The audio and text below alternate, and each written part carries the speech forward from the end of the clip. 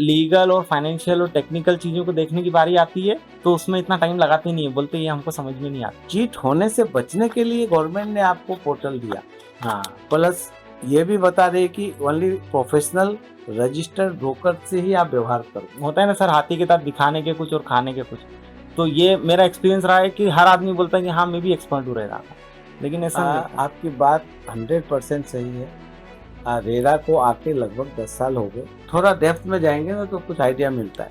बराबर। जैसे आज हमने बहुत सारे लोगों के एलओटीज के होम बायर के महारेरा में कंप्लेंट फाइल किए और अनेकों लैंडमार्क जजमेंट्स हमारे जीतने की वजह से ऐसे यूनिक सब जजमेंट्स आए जो लैंडमार्क जजमेंट पर। यदि अगर हमारा बैंक लोन अप्रूव हो गया है, इसका मतलब ये बिल्डर भी सही है और ये प्रॉपर्टी का टाइटल है वो भी करेक्ट है। ये क्या ऐसा पॉसिबल है सर, ऐसा सही है? आपको लोन दे दी तो इस बात की कोई ये गारंटी नहीं है कि ये प्रोजेक्ट पूरा होगा, टाइम पे पूरा होगा, आपको लीगली कोई तकलीफ नहीं आएगी। बराबर। बैंक को बैंक की टाइटल देखनी है, लीगल रिपोर्ट और वैल्यूएशन रिपोर्ट। ये घर खरीदना ये इमोशनल डिसीजन होना चाहिए कि फाइनेंशियल? मतलब कई बार होता है कि घर खरीदने तो सोसाइटियल प्रेशर इतना रहता है कि आदमी इमोशनली खरीद लेता है, मतलब ऑब्लाइज हो जाता है कि नहीं खरीद लेता है। जहाँ इमोशन है वहाँ पे भी financial decision to some extent लागू होता है। हाँ राइट। और इमोशंस कहाँ ज़्यादा काम करता है, अब जैसे आप घर में, समाज में और हर जगह पे जब आप अपने आप को प्रेजेंट करते हो, हाँ कोई के मुंह से लगे कि वो सब अपना अपना घर है, अपनी गाड़ी है, उस जगह पर आप मकान भाड़े के ही मकान में रह रहे और आपको लगता है कि आई एम कंपेयर और हमारे सोशल वैल्यू नहीं है, तो वो सब इमोशंस मैटर तो करता है। हेलो दोस्तों, आज हम कुछ ऐसे टॉपिक्स पे बात करेंगे जो कि आपको जिस पे बिल्डर, बैंकर्स, ब्रोकर्स जिसकी प्रॉपर इन्फॉर्मेशन नहीं देते हैं। जैसे कि कई बार प्रॉपर्टी अपन परचेज कर लेते हैं, ठीक है, और बिल्डर अपने ब्रोशर में कुछ और रजिस्ट्रेशन डॉक्यूमेंट्स में कुछ और बताता है, करेक्ट। उसके अलावा अपने मन में हम लोग ऐसा मान लेते हैं कि यदि अगर बैंक से लोन लिया है इसका मतलब प्रॉपर्टी के टाइटल सारे क्लियर हो चुके हैं, करेक्ट। इसके अलावा यदि अगर आप ये मान के चलिए, यदि अगर आप घर खरीद रहे हैं तो क्या वो फाइनेंशियल डिसीजन आपका सही है या नहीं है, क्योंकि घर खरीदना ईंट और सीमेंट खरीदने जैसा नहीं है, करेक्ट बात सर। बिल्कुल घर खरीदना एक बहुत बड़ा फाइनेंशियल डिसीजन है जिसमें आपकी पूरी सेविंग चले जाती है, आपकी ईएमआई, फ्यूचर ईएमआई जो आपको पे करनी है वो भी एक ऑब्लिगेशन चालू हो जाता है। उसके साथ में घर की फाइनेंशियल सिक्योरिटी, उसका भी बहुत ध्यान रखना पड़ता है कि कल को यदि अगर कोई फाइनेंशियल प्रॉब्लम आ जाए इन केस, तो हम लोग उसको भी मीट आउट कर सकें, क्योंकि घर खरीदना एक बहुत बड़ा डिसीजन होता है एक होम बायर्स के लिए, करेक्ट। हेलो दोस्तों, I am Chiranjeev Agarwal from financeWithChiranjeev.com और आज हम बात करेंगे कुछ सीरियस टॉपिक्स पे कि घर खरीदते समय हमें किन किन बातों का ध्यान रखना चाहिए।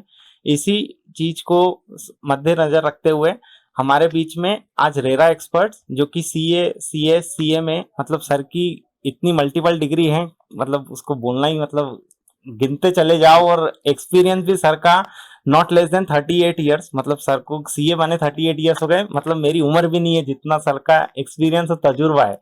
एंड सर ने बहुत सालों से मतलब इस फील्ड में काम किया है और इस फील्ड में काम करते आ रहे हैं। एंड जैसा कि आप सभी जानते हैं, रेरा 2016 में आया, लेकिन सर का एक्सपीरियंस उससे पहले का ही है, क्योंकि सर उसके पहले से ही बहुत सारे बिल्डर्स के साथ में काम कर रहे थे, होम बायर्स के साथ में काम कर रहे थे, क्योंकि ये प्रॉब्लम रेरा आने के पहले से थी। एंड रेरा आया उसके बाद में सर फुल फ्लेजेड, मतलब इसी फील्ड में सर ने एक्सपर्टीज अपनी करी है। तो आज मतलब मैं बहुत कुछ ज्यादा बोलूंगा नहीं, मतलब मैं चाहता हूं कि आज आज का दिन सर के नाम। नमस्कार सर। और दिलीप सर को जितना थैंकफुल बोलूं उतना कम है, क्योंकि सर ने इतना टाइम दिया आज के दिन इस पॉडकास्ट को करने के लिए। Sir thank you so much sir, आप आए इस पॉडकास्ट में। थैंक यू चिरंजीव जी। और आप एक अच्छे प्रोफेशनल हो, तो आप इसीलिए हर किसी प्रोफेशनल की अप्रिशिएट करते रहते हो, और मैं आपके बारे में बहुत कुछ सुना हूँ कि एक आप अच्छे खुद के हेल्थ के लिए भी बहुत अच्छा ध्यान रखते हो। डंडे से पूरा घुमाना लोगों को मनोरंजन अलग होता है उसमें।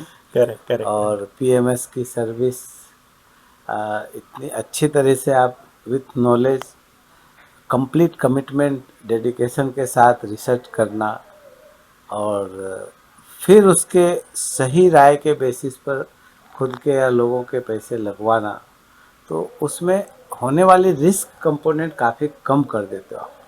तो ये आपके नॉट ओनली प्रोफेशनल अप्रोच को बताता है, बल्कि आपके क्लाइंट के प्रति लॉयल्टी को भी बताता है कि आप उनके पैसे को रिजर्व, प्रिजर्व और ग्रोथ तीनों देखना चाहते क्या हैं। बात, क्या बात है। And thank you for your commitment.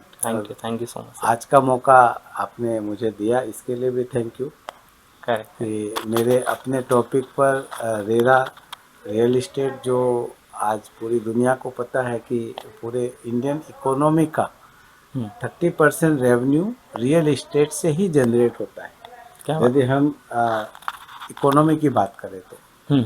और यदि हम रियल इस्टेट के इम्पैक्ट के बारे में आप बात करना चाहें, तो आपने कुछ क्वेश्चंस बहुत ही रूट के टच किए, क्योंकि एक आम नागरिक अपने पूरे जिंदगी में बोलते हैं ना कि अपना घर हो जाए, उसके लिए सपना होता है। करेक्ट, बिल्कुल। और उस सपने को साकार करता है एक घर बुक करके। बिल्कुल। और वो घर उनको नहीं मिल पाए, करेक्ट, तो पूरी जिंदगी उस घर को लेने के लिए ही लड़ते रहता है। बिल्कुल। और रेरा जो आया, इन चीज़ों को दूर करने के इंटेंट से ही आया। रेरा का ऑब्जेक्टिव यदि हम देखने को जाएं, तो ओवरऑल रेरा रेगुलेटर के रूप में जरूर बैठा है, correct, but the main objective is to protect the interest and rights of the home buyers. ये इसके रूट में। करेक्ट। एंड साथ ही साथ उनकी दूसरी ऑब्जेक्टिव है to grow the real estate sector in a professional, discipline and healthy manner. अच्छा। It's not कि रेरा नहीं था तो रियल एस्टेट ग्रो नहीं हो रहा था, बट डिसिप्लिन्ड नहीं था। अच्छा। आप कुछ घर खरीदने को जाते तो आपको बिल्डर क्या बता रहे हैं और क्या दिखा रहे हैं और क्या डिलीवर कर रहे हैं, हाँ, तो वो कहीं पे भी मैच नहीं होता था, बिल्कुल, अधिकतर जगहों पे। करेक्ट। बट रेरा आने के बाद they want to bring the full transparency अच्छा। In the whole dealing. Correct. आप जिस चीज के लिए व्यवहार कर रहे हो, जितना पैसा कमिट कर रहे हो देने के लिए, बिल्डर आपको वो चीज लिख के दे रहा है, वो चीज सिंपल दिखा रहा है, या फिर आपके एग्रीमेंट में मेंशन कर रहा है, वो सेम चीज आप रेरा के साइट पर जाकर चेक कर सकते हो। अच्छा। और आपको यदि अवेयर होने की इंटेंट नहीं है और आप ट्रेडिशनल अप्रोच से आते हो कि मुझे बिल्डर ने एक्स बोला और वाई डिलीवर किया, और आपके पास प्रूफ नहीं है, then you are loser. Why? RERA is saying कि उन्होंने रेरा के वेबसाइट्स बनाए हैं, करेक्ट, और उस प्रोजेक्ट के बारे में रेरा का प्रोजेक्ट रजिस्टर्ड है, उनके जितने भी प्रकार के अप्रूवल्स हैं, जितने भी प्रकार के एमिनिटीज हैं, करेक्ट, जो भी टाइम लाइन्स हैं, जो भी पेमेंट के शेड्यूल्स है, पेमेंट शेड्यूल्स, करेक्ट, टाइटल के बारे में, प्रोजेक्ट के लिटिगेशंस कुछ है क्या एग्जिस्टिंग, करेक्ट, XYZ जितनी भी चीजें हैं जो पब्लिक डोमेन में लोगों को जानना चाहिए, वो रेरा के साइट पर अपलोडेड है। अच्छा। तो आपने पहले क्वेश्चन पूछा कि रेरा में मतलब लोगों को घर खरीदने के टाइम में क्या देखना चाहिए, तो मेरा सबसे पहला सजेशन ये है कि रेरा के साइट पर जाके उस प्रोजेक्ट के इन सारे चीजों को अवश्य देखिए। अच्छा। प्रोमोटर कौन है, उनकी पास्ट हिस्ट्री क्या है, उन्होंने ओसी लाए भी हैं कि नहीं, करेक्ट, उन्होंने पहले कभी काम किया भी है कि नहीं। हाँ, कई चीजें आपको रेरा की साइट पर पूरा रजिस्ट्रेशन के प्रोसेस का रिक्वायरमेंट है। अच्छा। और ये इसीलिए रखा गया है जिससे कि होम बायर एक इन्फॉर्म्ड डिसीजन ले सके। बराबर। और यदि वो इन्फॉर्म्ड डिसीजन लिया तो उसको ये मालूम है कि ये प्रोजेक्ट जिसकी वैल्यू 2 करोड़ पर फ्लैट 2 BHK का है, बाजू वाला 2.5 करोड़ का है, ये 2 करोड़ में मिल रहा है, मुझे लेना चाहिए या नहीं। क्योंकि यदि वो 50 लाख का ज्यादा पेमेंट, यदि उसको रियल बेनिफिट है तो ऑब्वियसली लेना चाहिए, बिल्कुल। और यदि फंड अटकने के डर हैं, तो he should escape from such projects. क्योंकि जब आप समझो उसमें हिडन आपके लिटिगेशंस बहुत ज़्यादा हैं, हाई कोर्ट में है, सिविल सूट्स है, कुछ और है, और मल्टीपल लोगों ने डाला है, तो कोई भी स्टेज पर स्टे आ सकता है। अच्छा। किसी भी स्टेज पर कोई टाइटल डिस्प्यूट हो सकती है। बराबर तो है। जो आप 50 लाख बचाने जा रहे हो, जो आपने डाले वो भी पैसे अटक गए। वो भी खत्म हो जाएंगे। तो एक एग्जाम्पल के लिए मैंने बताया कि ये चीज़ें भी मैटर करती है। आप रियल इस्टेट में ब्रांड ए बिल्डर्स हैं, करेक्ट। ओबेराइज है, चाहे कोई इस कैटेगरी के कई बिल्डर्स हैं, आप यदि लेते हो तो 20-25% के डिफरेंस तो ऐसे भी रहते हैं मार्केट में। बराबर है। तो वो आपको क्वालिटी, आपकी टाइमलाइंस, उनके प्रोफेशनलिज्म, वो सारे रिफ्लेक्ट होते हैं उनके आचरण में, कंस्ट्रक्शन एक्टिविटीज में, आपके सर्विसेज में। और जब आप कहीं और लेते हो तो कई बार अच्छे बिल्डर भी होते हैं, तो ओबेरॉय की जितनी प्रीमियम वो चार्ज नहीं कर सकते। बराबर है। तो आपके डिसीजन यदि वाइज है, प्रोफेशनल है, आप समझ के ले रहे हो, या आप समझ नहीं सकते हो, ठीक से देखना नहीं आता है, तो कोई प्रोफेशनल गाइडेंस में जो रीजनेबली इसका गुड नॉलेज रखता हो। Correct correct correct. यदि आपने प्रोफेशनल गाइडेंस प्रॉपर लिया है तो आपको आइडेंटिफाई करना आसान हो जाएगा कि कौन सा बिल्डर में आप लेस रेट में बेटर क्वालिटी आप ले रहे हो, तो आपकी बजट में भी बैठ गया और आपको अच्छे क्वालिटी का फ्लैट भी मिल गया और टाइम पे भी मिला। तो ये बहुत महत्व रखता है। करेक्ट। क्योंकि सर ये मैंने बहुत बार देखा है कि होम बायर होता क्या है कि घर देखने में जितना टाइम लगाता है ना, उतना टाइम उसका वैल्यूएशन, लीगल और फाइनेंशियल मैटर को चेक करने में नहीं लगाता है। मतलब ये मैंने बहुत कॉमन प्रॉब्लम देखी है कि ये वाला प्रोजेक्ट भी देख लेते हैं, दूसरा देख लेते हैं, ऐसे 10-20-50 प्रोजेक्ट देख लेते हैं, बट उनके लीगल और फाइनेंशियल और टेक्निकल चीज़ों को देखने की बारी आती है तो उसमें इतना टाइम लगाते नहीं है, बोलते ये हमको समझ में नहीं आता है। आपको इस बात का छोटा सा आंसर मैं दे रहा हूँ। ये एक ट्रेडिशनल अप्रोच है। हम हिंदुस्तान के नागरिक हैं और हम अपने सभ्यता से, अपने कस्टमरी से पूरी तरह उसी को ही सही मानते हैं। बराबर। अभी फॉर एग्जांपल किसी को फ्लैट खरीदना है तो हम किसी फ्रेंड को अप्रोच करते हैं, किसी पहचान वाले के थ्रू जाते हैं या किसी ब्रोकर के थ्रू जाते हैं, ये आम है। और कभी भी हम साइट जाकर चेक नहीं करते हैं कि हमारे लिए क्या क्या अवेलेबल है। पहली बात। बराबर। नंबर, यदि हम पुराने ट्रेडिशनल अप्रोच में मान लो कोई ब्रोकर के थ्रू जाते हैं तो हम ये भी चेक नहीं करते कि वो ब्रोकर जो हमें पर्टिकुलर प्रोजेक्ट के बारे में बता रहा है वो रजिस्टर्ड भी है कि नहीं है। नंबर 2, यदि वो रजिस्टर्ड है तो उस प्रोजेक्ट के साइट पर उसका नाम इनरोल्ड है कि नहीं। समझो, ये प्रोफेशनली आप इन चीज को भी वेरीफाई नहीं करते हो तो ये उस प्रकार का आपके साथ कुछ बैड हो गया तो you can not safeguard yourself. जैसे आज बोलते हैं घर पे कोई आदमी बोलता है मैं डिपार्टमेंट से आया हूँ, और आप उसकी आइडेंटिटी देखे बगैर उसको इन्फॉर्मेशन आप शेयर करते हो तो चीट हो सकता है आपके साथ। बिल्कुल। तो आप चीट होने से बचने के लिए गवर्नमेंट ने आपको पोर्टल दिया। प्लस ये भी बता दे कि ओनली प्रोफेशनल रजिस्टर्ड ब्रोकर से ही आप व्यवहार करो। अच्छा। क्योंकि जो ब्रोकर यदि आपको कुछ प्रॉमिस कर रहा है तो आपको जो भी लिटरेचर दे रहे हैं, जो प्रॉमिस कर रहा है, आप उसको रिकॉर्ड भी कर सकते हो। बराबर। और जो कुछ आपने सुना और रिकॉर्ड भी किया या नहीं भी किया, और आप उसको उनके मेल आईडी पर लिख के भेज दो कि आपने XYZ चीजें हमें बताई, हमें पसंद है, और ये रेट बताई, ये पेमेंट टर्म्स बताया, और आपने मुझे जो पेपर दिया मैं अटैच कर रहा हूँ, और ये पेपर के बेसिस पर मैंने ये डिसीजन लिया है। बिल्कुल सही। एंड आप ये टाइमलाइन के हिसाब से कंप्लीट भी करोगे, और कोई कारण से आप नहीं तैयार करोगे तो हमें उसका इंटरेस्ट और कॉम्पेंसेशन, ये रेट आपने कोट किया कि हम पे करेंगे। तो ये इससे होगा क्या, आपके पास कम्युनिकेशन कंफर्मेशन हो गया। बिल्कुल। बिकॉज वो संभव है कि इतना लिख के आपको देंगे नहीं। बिल्कुल सही। लेकिन जब आपको खरीदना है तो आप जो सुने हो वो रिपीट भी करते हो तो वो ना नहीं कर पाएंगे, क्योंकि उनको माल बेचना है। बराबर है। तो आपके चीज कंफर्म भी हो गई। अच्छा, अब आप साइट पर जो मैंने पहले बताया वो चीजें आप वेरीफाई करो। बिल्कुल। कि आप समझो 10 माले पे बुक करना चाहते हो, और साइट पे 8 माले तक का अप्रूवल है, तो again you are at risk. Correct. तो वो बोल रहे 20 माले का टावर बनेगा। अच्छा। आपको 10 ही माला लेना है तो आप खुश, मुझे तो 10 माले पे मिल रहा है। But factual position is approval उनका 10 से 8 माले तक आया है। करेक्ट है। तो हो सकता है उनको 20 माले का अप्रूवल का प्लान हो, लेकिन वो हवा में है, प्लान भी अभी तक पेपर में भी नहीं हुआ। और आप बिल्डिंग ले रहे हो जो अभी हवा में है। करेक्ट। और पेपर भी उसके और अभी तक बने भी नहीं हो। तो हाउ कैन यू ट्रस्ट कि जो बोल रहे हैं वो बना के देंगे।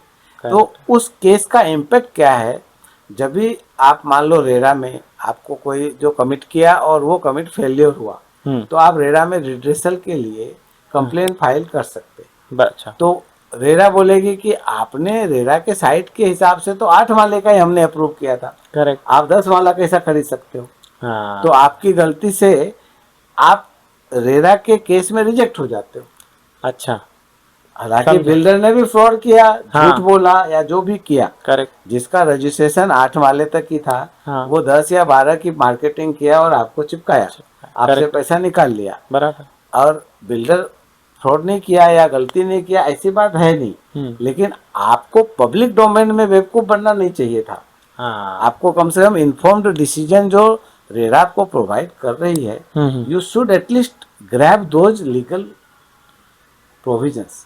बराबर। तो इसके लिए जिस तरह से आप अपनी कोई बुखार है, तबीयत खराब है, एक डॉक्टर की, फैमिली डॉक्टर की राय लेते हो, बराबर। कोई भी प्रोफेशनल डॉक्टर से मिलते हो, वैसे ही मैं स्ट्रांगली रिकमेंड करता हूँ कि करोड़ों रुपया इन्वेस्ट करना है, लाखों रुपया इन्वेस्ट करना है, उस जगह पर कुछ हज़ार रुपयों का कंसल्टेंसी लेके या उनसे आप तय कर लो भाई मुझे 10 भी प्रोजेक्ट देखना पड़े तो आप मुझे 10 दिखाओगे और 10 के ओपिनियन भी आप दोगे, हम आपको लमसम ये इतने फीस देंगे, आप निगोशिएट करो, दैट इज ओके। बट आप उन चीज़ों को इवेल्युएट किए बगैर इन्वेस्ट करो तो रिस्क बहुत ज़्यादा है। बराबर है। क्योंकि टेक्निकली साइट पे जाके आप सब देख पाओगे ये कहना मुश्किल है, क्योंकि ये चीज़ें भी एक्सपर्ट नॉलेज की चीज़ है। बराबर है। कितने तरह के उसमें डॉक्यूमेंट्स अपलोडेड है, उसका मीनिंग क्या है, उसमें किस किस प्रकार के कंस्ट्रेंट्स है जो आपके अगेंस्ट में है, करेक्ट है ना, वो इवेल्युएशन करके। अभी एक रिसेंटली यूएस से किसी पार्टी ने अंधेरी के प्रोजेक्ट में डील किया, अच्छा, इन्वेस्ट करने के लिए, उसको बहुत सस्ता लगा, उसने ओके किया, बराबर, और किसी दोस्त के थ्रू, पहचान के थ्रू बिल्डर से मिला। फिर एक थाने की सोसाइटी जिसका मैं रेरा कंसल्टेंट हूँ, नए बिल्डर है, और काफ़ी चीज़ों में मैंने उन लोग को हेल्प किया और काफ़ी उसके कारण रिजोल्यूशन निकला, बराबर। तो उसी के कमिटी के कोई एक कॉमन दोस्त उनके कल्याण वाले फ्रेंड को बताया, अच्छा, कि आप एक राय ले लो दिलीप जी से, हाँ, before you give money to the builder. तो 51 लाख का वो चेक देने वाला था नेक्स्ट डे, अच्छा, तो शाम को 7 बजे उसने मेरे से ऐसे बातें की। फिर उनका जो भी प्रोजेक्ट डिटेल था, जो भी प्रोफेशनल चार्ज था, उसने पे किया। मैंने इमरजेंसी में उसके 2-3 घंटे लगे, मैंने पूरा एवेल्यूएशन करके जो भी पॉजिटिव था वो भी उनको बताया, जो उसमें नेगेटिव दिखा वो भी बताया, with reasons and documents, correct. And then एक छोटा प्रोजेक्ट जिसमें 750 स्क्वायर मीटर का प्लॉट है, हाँ, उसमें 8 पार्टनर थे, बराबर है, पार्टनरशिप फर्म है, 8 पार्टनर कितने हैं वो सब देखे। तो जब इतने छोटे प्रोजेक्ट में 8 पार्टनर है, एक पार्टनर को कोई डिस्प्यूट हो गया तो कभी भी प्रोजेक्ट अटक सकता है। बिल्कुल सही बात। एक पार्टनर को कुछ हो जाए या कोई डिस्प्यूट हो जाए तो ये हो सकता है। तो इतने छोटे प्रोजेक्ट में तो इतने लोग आए, उनका बैकग्राउंड कुछ नहीं था, काम करने का एक्सपीरियंस नहीं था, अच्छा, और उन्होंने उसमें लिखे थे 2 साल में हम बना के देंगे, हाँ, खरीदने वाला खुश था, बिल्कुल सही, बिल्डिंग भी सस्ते में मिल रही है और 2 ही साल में दे देगा, 2 ही साल में, मतलब बनेगी भी कि नहीं किसकी क्या गारंटी है। जो चीज बन ही नहीं सकती है, हाँ, वो लिख के देने में क्या लगता है मैं 2 साल में दूंगा, सही बात है। तो फाइनली कुछ ऐसी चीजें थे जो सर्कमस्टांशियल थे, लीगल डॉक्यूमेंट में कोई कमी नहीं थी, बराबर, कन्वेंस डॉक्यूमेंट्स बराबर था, टाइटल क्लियर थी, कोई डिस्प्यूट अदरवाइज नहीं था, बराबर, बट उनको 8 ही यूनिट बेचना था, हाँ, मतलब यदि 2 करोड़ 31 लाख में फ्लैट खरीद रहे हो, हाँ, तो 8 फ्लैट का समझ लेते हैं कि डबल फ्लैट 16 करोड़ रुपया आएगा, अभी वो बेचने को तैयार है, बराबर है। और ऐसे बिल्डिंग अभी प्लिंथ भी तैयार हुआ नहीं, 1 साल तो गया उनका, अच्छा, पूरा नेक्स्ट 1 ईयर बचा है। तो यदि वो पैसा इस स्टेज पर सस्ते में ले गए तो आपको क्या लगता है, तो शायद वो पैसा निकाल के या उन पार्टनर में जो ज़्यादा होशियार है वो डोमिनेट करके अपना पैसा को इधर से निकाल के कहीं शिफ्ट कर लेगा, बराबर, एंड बाकी के आपस में देखते रहो क्या होता है। तो इसकी संभावना इस प्रोजेक्ट में बनती है, हाँ, उनको पूरी सर्कमस्टांसेस समझ में आई, and then they took a decision कि हमें इसमें कोई भी हालत में पैसा नहीं डालना। बहुत बढ़िया। तो दैट मनी वाज सेफगार्डेड, ऐसा हम समझ सकते हैं, बराबर, very true, very true, very true. तो सर ये जैसे आपने बताया, जैसे मेरा क्वेश्चन भी था और आपने आंसर भी कर दिया उसके पहले ही बहुत कुछ हद तक, तो कि होता ये होम बायर खरीदने से पहले ये सब चीज़ों का जो ध्यान नहीं रखता है कि घर खरीद जो रहे हैं हम, तो क्या एक हड़बड़ी में, जैसे आपने पहले ही बता भी दिया है कि ब्रोकर ने सजेस्ट किया है, फैमिली मेम्बर ने सजेस्ट कर रहे हैं, तो हम कुछ ऐसे कुछ चेक पॉइंट जैसे क्या क्या, एक फिर भी एक बेसिक कि हमको ये चीज़ें तो चेक कर ही लेना चाहिए कुछ भी हो। आ, सबसे पहली बात है, यदि आप एक जागरूक इन्वेस्टर या बायर बनते हो तो नथिंग लाइक दिस। हाँ और कोई रॉकेट साइंस नहीं है। बराबर। आप गाड़ी चलाते हो तो आपकी गाड़ी की इंजीनियरिंग जानने का जरूरत नहीं है, हाँ लेकिन हवा कहाँ देना है, पंचर हो तो ट्यूब टायर किस तरह से स्टेपनी को चेंज करेंगे, करेक्ट। वैसे आपके जो डॉक्यूमेंट्स है, जो हाँ। फ्लैट आप लेना चाहते हो, तो आप देखो उसमें कि प्रोजेक्ट के अप्रूवल क्या है। बराबर। जो डॉक्यूमेंट्स की फाइल उनको बोलो, आप मुझे जो भी अप्रूवल है वो हमें देखना है। बराबर। आप इवेलुएट करो, हम्म। डॉक्यूमेंट्स चेक कर लो, करेक्ट। कब मिला, हम्म। टाइटल का इशू क्या है, बिल्डर क्या ओन्ड है, लैंड ओन्ड है उनकी, या उन्होंने रीडेवलपमेंट में लिया है, बराबर। या कोई एसआरए प्रोजेक्ट है। हाँ। तो जो भी प्रकार से डेवलपमेंट राइट्स उनको मिले हैं वो थोड़ा आप देख सकते हो। फिर बराबर। उनसे पूछो कि इसके लिटिगेशन हिस्ट्री क्या है। आप पूछ के काम चलाओ मत, लेकिन उतना बेसिक चीज़ें उनसे जो कुछ जानकारी मिली, और जब आप कंप्यूटर पे आपके साइट पर चेक करते हो, हाँ। जो बोल रहे हो और जो साइट है दोनों मैच नहीं हो रहे, तो आपका एंटीना वहाँ पे भी खड़ा होना चाहिए हाँ। कि मिसगाइड किया इसने या करेक्ट। करेक्ट इन्फॉर्मेशन प्रोवाइड किया। नहीं। हाँ। तो एक ट्रस्ट आपका वहाँ से भी बढ़ना चाहिए। बराबर। यदि उसने जो कुछ भी बताया और जो कुछ साइट पर है सेम है, मैनिपुलेट नहीं किया, तो he is a fair person to some extent. Correct. फिर करेक्ट। आप उनके बैक हिस्ट्री भी देख रहे हो, बिल्कुल। उन्होंने क्या बताया अपने बारे में कि वो कहाँ कहाँ प्रोजेक्ट किया है, वो करेक्ट। थोड़ा इंक्वायरी कर सकते तो और बेटर है। करेक्ट। आपके स्वयं सेम लोकेलिटी में आप जहाँ हो, मान लो मैं गोरेगांव मलाड की बात करूँ, और बिल्डर मोस्टली एक एरिया में ज़्यादा काम करते हैं, कोई बोले कि मैं यहाँ किया हूँ, बेंगलोर किया हूँ, चेन्नई किया हूँ, तो आप वहाँ जाके क्या चेक करो, कोई देखने भी नहीं जाएगा। लेकिन यदि आप बॉम्बे में वो काम कर रहे हैं और कोई, तो आप उसकी इंक्वायरी थोड़ी निकाल सकते हो करेक्ट। कि क्या रेपुटेशन है, टाइमली कंप्लीट किया भी है कि नहीं, क्वालिटी और लोगों के साथ में बिहेव कैसा रहा है।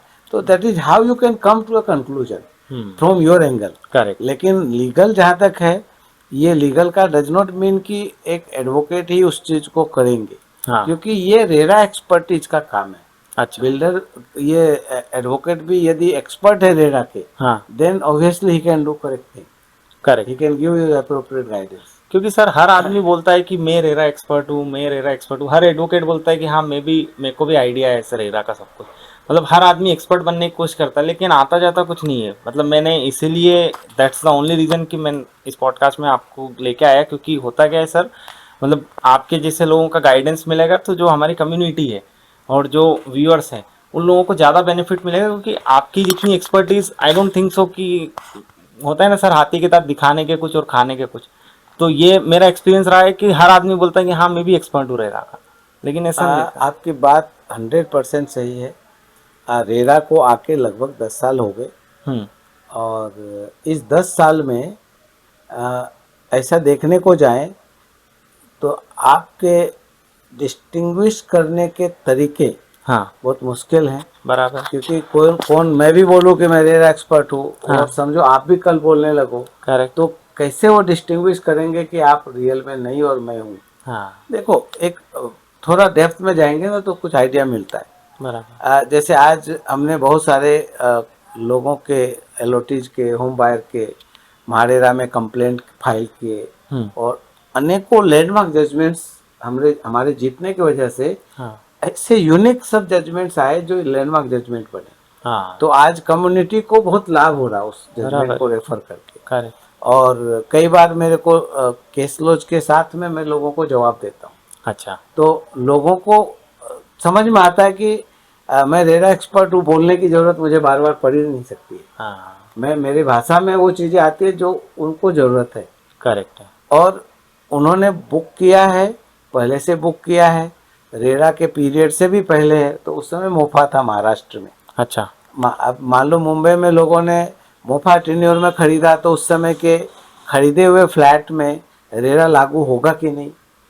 कई बार वो खुद डिसीजन ले लेते हैं कि मेरा तो पहले का है, रेरा हम पे थोड़ी लागू होगा। बिल्डर तो अच्छा। प्रोजेक्ट का रजिस्ट्रेशन बाद का डेट दिया है। हाँ। मेरे तो उसमें उसने बोला था 2016 में दे दूंगा, हाँ। और अभी तो उसने 2025-26 का पोजीशन देने की बात बोलते। तो बिल्डर लोग तो मैनेज कर लिए ऑफिसर्स को। करेक्ट। तो मेरा यहाँ पर क्वेश्चन ये है कि सारा डिसीजन आप मत ले लो। यहाँ पर आप जिनसे जो क्वेश्चन आंसर समझना चाहते हो और वो क्वेश्चन आपको बराबर दे रहे हो आंसर, आपको सेटिस्फेक्शन हो रहा हो तो थोड़ा क्लू मिलेगा कि yes he is a real expert in RERA. Correct. हम लोगों ने रेरा में इंस्टीट्यूट में 2 बार बुक निकली, उसमें भी कंट्रीब्यूट किया। अच्छा। All India RERA experts 4 days का रेसिडेंशियल प्रोग्राम था, उधर भी हम लोग अटेंड किए, वहाँ पे भी लेक्चर्स हुए, अच्छा। इंटरेक्शंस हुआ। All India chairman of RERA authorities, हाँ हाँ। उनके सेक्रेटरीज, उनके अदर मेंबर्स, ट्रिब्यूनल के जजेस, हम्म। वो भी आए थे वहाँ पे। अच्छा। तो वहाँ पे उन लोगों के सामने भी हम लोगों ने कई चीज़ों के ऊपर लेक्चर दिया, जो उन लोगों के लिए भी RERA was a new subject. अच्छा। अब 10 साल तो अब हो गए, ये हाँ। 4 साल पहले हम लोग गए थे। तो correct. RERA is a totally new subject for them to, correct. और हर कोई उसको ग्रैब करके अपने नॉलेज को बढ़ाना चाहता है। और मैंने इसीलिए बाकी की सारी प्रैक्टिस कंप्लीटली बंद कर दी अच्छा। कि मैं जस्टिस कर सकूं इस एरिया से। हाँ। मैं बिल्डर्स के केस है तो मैं कंप्लीट सॉल्यूशन प्रोवाइडर हूँ। उनको एडवाइस से लेके बिल्डिंग कंप्लीट होने तक जो भी उनको अप्रूवल चाहिए, हाँ। और लीगली कैसे क्या करने से उनकी डिफिकल्टीज रिजॉल्व होगी, वो सारे करता हूँ। अच्छा। उसी तरह होम बायर्स के लिए उनको क्या करने से रिजल्ट आएंगे, हाँ। उस प्रकार से करता हूँ, तो रिजल्ट मेरे 98% पॉजिटिव है। क्या बात कर रहे हैं। तो ये मुझे खुद भी अच्छा लगता है, और जिसके लिए करता हूँ उनकी जिंदगी भर की कमाई उनको लगता है कि मेरे साथ कुछ न्याय हुआ है। बराबर बराबर बात है। मैं अटकता कहाँ हूँ, जहाँ बिल्डर एब्सकॉन्डिंग है। हाँ। बिल्डर का कोई कुछ मतलब पुलिस भी जाए तो उसको क्या कर लेगी, जेल में डालो तो भी आपके पैसे और आपकी बिल्डिंग दोनों मुश्किल है। मुश्किल है। तो वैसे केस में मैं भी हेल्पलेस हूँ। हाँ। केस जीत भी गए तो वो पेपर पे रह जाता है। बराबर। बट ऐसे अनेकों बड़े बड़े प्रोमोटर्स हैं, जैसे मान लीजिए, मैं नाम लूँ तो उचित नहीं है, ब्रांडेड है, लेकिन जो टॉप कैटेगरी के आप बिल्डर जिनको गिन रहे हो, उनसे भी मैंने इंटरेस्ट और कॉम्पेंसेशन अनेकों होम बायर को दिलाया है। अनेकों को दिलाया, यानी ये जानकारी के साथ आप जानकार एक्सपर्ट्स के थ्रू अप्रोच करते हैं तो वो आपको केस करना ही है, जरूरी नहीं। पहली बात, बराबर। जो नहीं करने के लायक मैं उनको क्लियरली बताता हूँ, आपका केस मैच्योर नहीं है। हाँ। आपके XYZ या तो एक्सपायर हो गया, और ये अभी करोगे तो रिजल्ट पॉजिटिव मिलेगा नहीं। बराबर। या फिर आप फाइल करो, कॉन्सिलेशन आए, सेटल करो, मामले को खत्म करो। हाँ। लंबा लड़ाई करके कुछ फायदा हुआ नहीं फायदा। किसी का। बराबर। तो हर तरह की चीज रिजॉल्व हो सकती है। बराबर बराबर। आज भी आने के ठीक पहले अंधेरी की कोई सोसाइटी है, उन्होंने फ्लैट तो ले लिया, बिल्डिंग की ओसी भी आ गई, हाँ। अभी उन्होंने सोसाइटी नहीं बनाया, अच्छा। और मेंटेनेंस ज़्यादा ले रहे हैं, करेक्ट। और कुछ एलओटी जैसे हैं उनको पोजीशन लेटर भी दिया नहीं। अच्छा। और उसकी वजह से उनको उनके नाम पर सोसाइटी या बिल्डर जो मेंटेनेंस बिल है उनके नाम पर रेज नहीं कर रहे, हाँ। पोजीशन लेटर नहीं। तो ये लीगल चीज़ें डिफेक्टिव हैं। बराबर है। अब वो कल किसी को बेचना चाहे, इमरजेंसी आ जाए हाँ कि हाँ। मेरे को फ्लैट बेचना बेचना है, है। तो मैं भी डिफ़िकल्टी आएगी उनको। बराबर। तो अभी उन्होंने मेरा, उनके जो कंसल्टेंट है प्रॉपर्टी वाले, वो पीछे 8 साल से मुझे अच्छी तरह जानते हैं, मैंने कई केस सोल्व किए उनके। बराबर। तो उन्होंने मीटिंग रखी है उनसे मंडे को। अच्छा। तो ये नॉट ओनली मैं एक काम मुझे मिलेगा, लेकिन मेरे से ज़्यादा उनके प्रॉब्लम को मैं रिजॉल्व कर पाऊंगा, वो मुझे खुशी होती है। बराबर बात। मेरे को तो मेरी 38 साल के प्रैक्टिस में और आज 64-65 की एज में, करेक्ट। तो मेरे को एकम्प्लिशमेंट्स ज़्यादा इम्पोर्टेंट है, पैसा पीछे पीछे ऑटोमेटिक आता है। बराबर। Very true sir, very true. तो this is how I practice. Correct sir. बहुत सारे व्यूअर्स के क्वेश्चन रहते हैं कि यदि अगर हमारा बैंक लोन अप्रूव हो गया है, इसका मतलब ये बिल्डर भी सही है और ये प्रॉपर्टी का टाइटल है वो भी करेक्ट है, ये क्या ऐसा पॉसिबल है सर, ऐसा सही है? आप क्वेश्चन बहुत ही प्रैक्टिकल के हो, मैं इसको अप्रिशिएट करता हूँ कि कितने ही लोगों को इसको ये क्वेश्चन टच कर रहा होगा। हाँ अभी मैं आपको एक बात बताता हूँ, कभी बैंक लोन लिया और डिफॉल्ट किया, हाँ चाहे बिल्डर डिफॉल्ट करे या आप डिफॉल्ट करो, करेक्ट। बैंक किसके पास आती है पैसा वसूलने के लिए? होम बायर के पास, बायर ये के पास जिसने लोन लिया उसमें है। उसमें कहीं कुछ लिखा क्लॉज में कि आप हमारे से फ्लैट के ऊपर लोन लिए हो तो आप पूरी तरह से सिक्योर्ड हर चीज़ से, नहीं अब आपको कोई प्रॉब्लम आने वाली नहीं, किधर लिखा है उसमें? नहीं नहीं। तो प्राइमा फेसी हाँ मैं आपको काउंटर क्वेश्चन इसीलिए किया कि वो कभी भी इस बात का प्रूफ नहीं है हाँ कि सभी एंगल से प्रॉपर्टी सेफ है, हाँ फर्स्ट ऑफ ऑल। करेक्ट। हाँ, बैंक जो लोन देती है, बैंक के अपने पैरामीटर्स होते करेक्ट कि आपकी एलिजिबिलिटी क्या है, इनकम क्या है, आप ईएमआई भर पाओगे कि नहीं, बराबर भरोगे तो कितना अमाउंट तक भर पाओगे। बराबर। और बैंक लीगल के एंगल से क्या देखती है कि प्रोजेक्ट रेरा रजिस्टर्ड है कि नहीं, करेक्ट। उनके जो अप्रूवल्स चाहिए, हम्म अप्रूवल जो फ्लैट आप ले रहे हो वो अप्रूवल के अंदर है कि नहीं, बराबर। और बाकी के टाइमलाइन उन्होंने जो भी डिक्लेयर किए, हम्म तो बैंक ऐसा नहीं देखती कि वो ए कैटेगरी का प्रमोटर है या डी कैटेगरी का है, अच्छा। राइट। हम्म यदि उसके ब्लैक लिस्टेड हुए की रिकॉर्ड्स है, हाँ then only in that case bank में डिक्लाइन। अच्छा।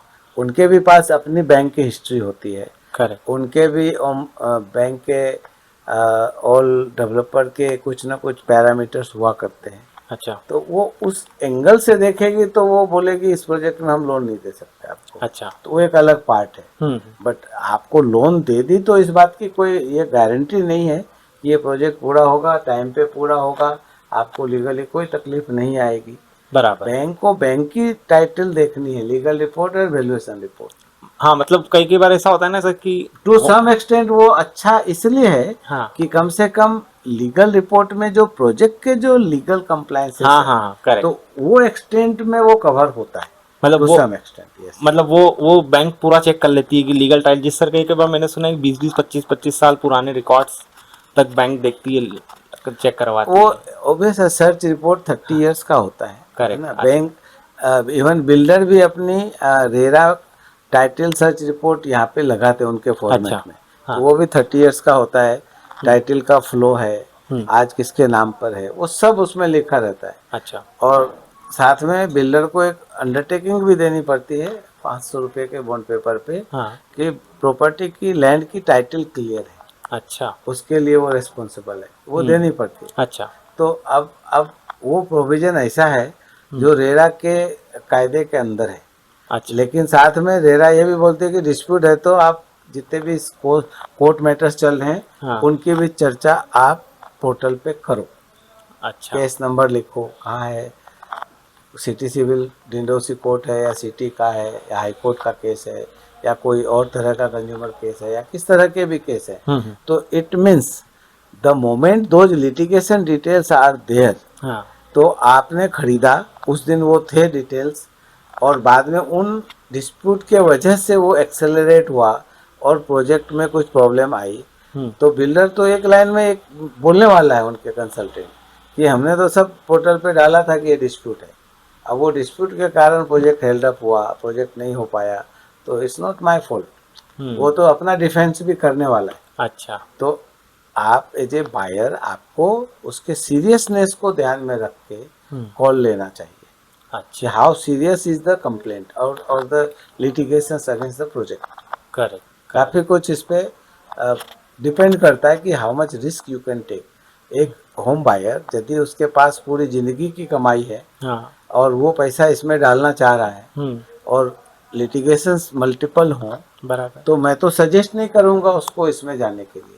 हाँ उसकी जगह यदि किसी और को as a investor home buyer है, हाँ उसको एक नहीं दूसरा घर खरीदना है या 5-6 घर खरीद रहे हैं, बराबर। और यहाँ पर XYZ डिस्प्यूट के वजह से उसको लग रहा है कि मुझे पैसे का फ़ायदा हो रहा है हाँ और वो लगाना चाह रहा है, उसको डिस्कशन में मैं बताता भी हूँ कि ये रिस्क है और उसको देखना है कि ये रिस्क के सामने में प्रॉफिट कितना बढ़ रहा है, हाँ रिस्क वर्सेस बेनिफिट। लेकिन जो सिंगल होम बायर है, हाँ जिंदगी भर की पूंजी लगा रहा है, उसके लिए ये ऑप्शन है ही नहीं, उसको तो अच्छा घर ही मिलना चाहिए। हाँ नहीं मिला तो वो जिंदगी भर वो फिर रोड पे या भाड़े के मकान में कैसा बियर करेगा। हाँ, क्योंकि ये सब ये नोएडा वाले में सर हाँ। 3-4 मतलब लाख होम बायर्स को ये प्रॉब्लम हुई थी, मतलब बिल्कुल, अप्रोक्सीमेटली। आप एकदम सही जगह आ गए। तो ऐसे नोएडा को बोल दिए तो पूरा सब जगह आ गया मतलब होता है। इंडिया रिप्रेजेंट कर दिया, तो Represent नोएडा ने मतलब इतना बड़ा वो हो गया था सर correct, नोएडा का केस, correct। कि मतलब वो प्रॉब्लम हो गई थी जो मेरे को सुनने में आया था। तो तो सीएम आज जो, आज महाराष्ट्र में हालांकि प्रोजेक्ट्स बहुत ज़्यादा है, हाँ वो प्रॉब्लम इधर भी है। अच्छा, वहाँ की प्रॉब्लम यूनिक है।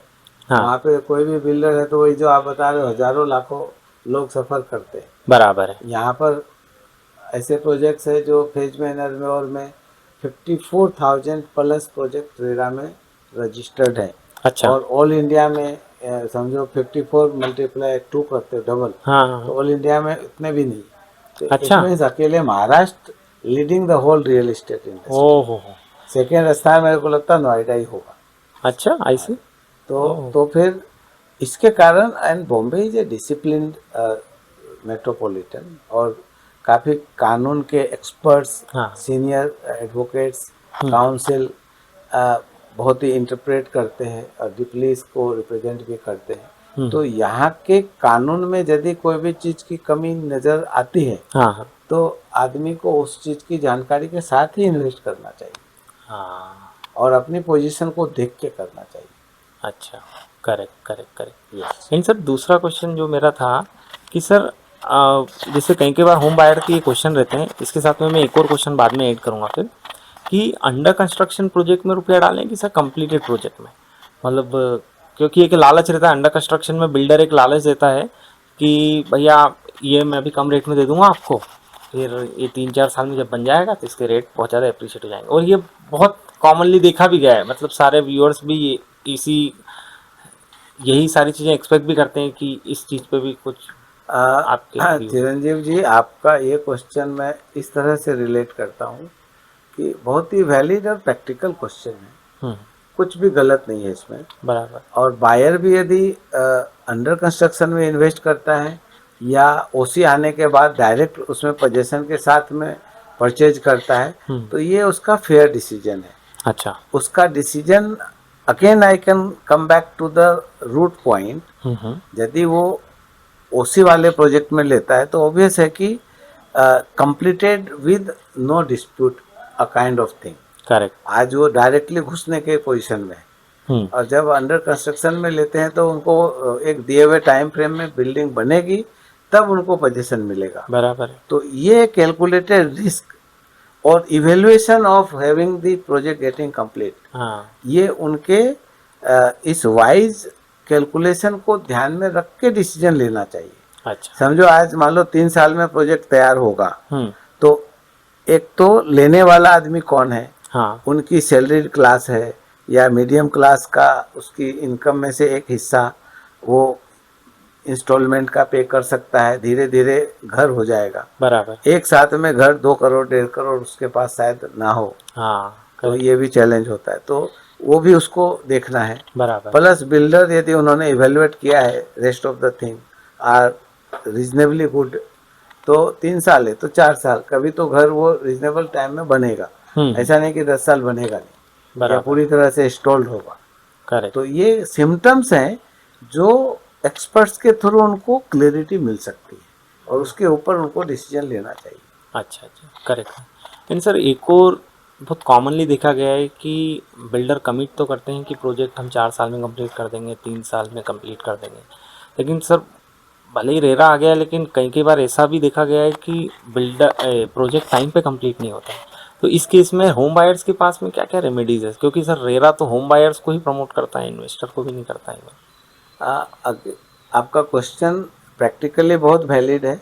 हाँ, देखिए, मैं 2 पार्ट इसमें एड्रेस करना चाहूँगा। पहली हाँ, बात, रेरा में फॉर एग्जांपल समझो 2018 में किसी ने रजिस्ट्रेशन किया बराबर, और उसमें पोजीशन का डेट डाला 2025 दिसंबर, तो 18 टू 25 7 साल का टाइम डाला, बराबर, बावजूद इसके आज शायद प्रोजेक्ट कंप्लीट नहीं हुआ। ऐसे भी बहुत सारे हैं। हाँ, बराबर, तो और ऐसे केस में क्या है, आप जब बुक कर रहे हो, आप अपने हर चीज को देख समझ के बुक कर रहे हो, बराबर, तो ये कंटिंजेंसी है कि प्रोजेक्ट लेट हो भी सकता है। अच्छा। अच्छा, अब बीच में कोविड आया 1 ईयर का, तो उस कोविड में moratorium period, covid force majeure circular MahaRERA ने दिया 6 मंथ्स एंड 6 मंथ्स, अच्छा। 1 साल वो डिस्टर्ब हुआ। तो जो प्रोजेक्ट आपको उन्होंने लिखा होगा 25 में दूंगा, तो 1 साल तो वैसे वो एक्सटेंड हो गया। हाँ, ऑफिशियली एक्शन। अच्छा, दूसरा, बिल्डर को एक्सटेंशन जो मिलती है, ये नहीं कि आपसे जो कमिट किया वो डिस्टर्ब होता है, नो। हाँ। उन्होंने जो प्रॉमिस किया, रेरा को क्वार्टरली कंप्लायंस देना है, अच्छा। CA certificate, engineer architect certificate upload करना, प्रोग्रेस रिपोर्ट दिखानी है, ना दिखाए तो उसको कुछ पेनाल्टी लग सकती है। बराबर। तो ये कंप्लायंसेस को पूरा करने के लिए उनको एक्सटेंशन मिले, ऐसा कानून में लिखा है। अच्छा। इवन हाई कोर्ट ने भी एक नीलकमल रियल्टर्स के केस में उन्होंने जजमेंट दिया कि रेरा एक्ट में तो अप टू 1 ईयर का ही एक्सटेंशन प्रोविजन है, हाँ। एंड अंडर सेक्शन 6 उसके बियॉन्ड था नहीं कुछ प्रोविजन। अच्छा। तो हाई कोर्ट ने दिया कि case to case basis you have to give the extension, otherwise how the project will get complete. हाँ, कम सही बात है राइट, सर। अब है कि वो एक्सटेंशन कंप्लायंस के लिए दिया है। हाँ। रेरा में यदि किसी एलओटी ने खरीदा और उसका दिसंबर 25 एग्रीमेंट में लिखा पोजीशन दूंगा, उसके लिए मीटर 1 जनवरी 2026 से इंटरेस्ट मिले वो चालू हो गया। हाँ। ऑटोमेटिक चालू नहीं होता है, उसको क्लेम लेना है तो he should raise this with the builder. अच्छा। और बिल्डर यदि एग्री हो जाता है, सेटलमेंट कर रहा है, देने को तैयार है, वेल एंड गुड। करेक्ट।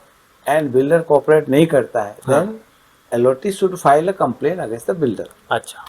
अभी समझो कि 25 का डेट एक्सपायर हुआ नहीं, और वो उसको दिख रहा है कि अभी बिल्डिंग तो 20 माले की बननी थी, अभी तो इसका 10 माला भी नहीं हुआ, करेक्ट। 24 दिसंबर तो चला गया। हाँ। तो अभी फॉर श्योर ये तो बनेगा नहीं, मैं अभी कंप्लेन फाइल करूँ।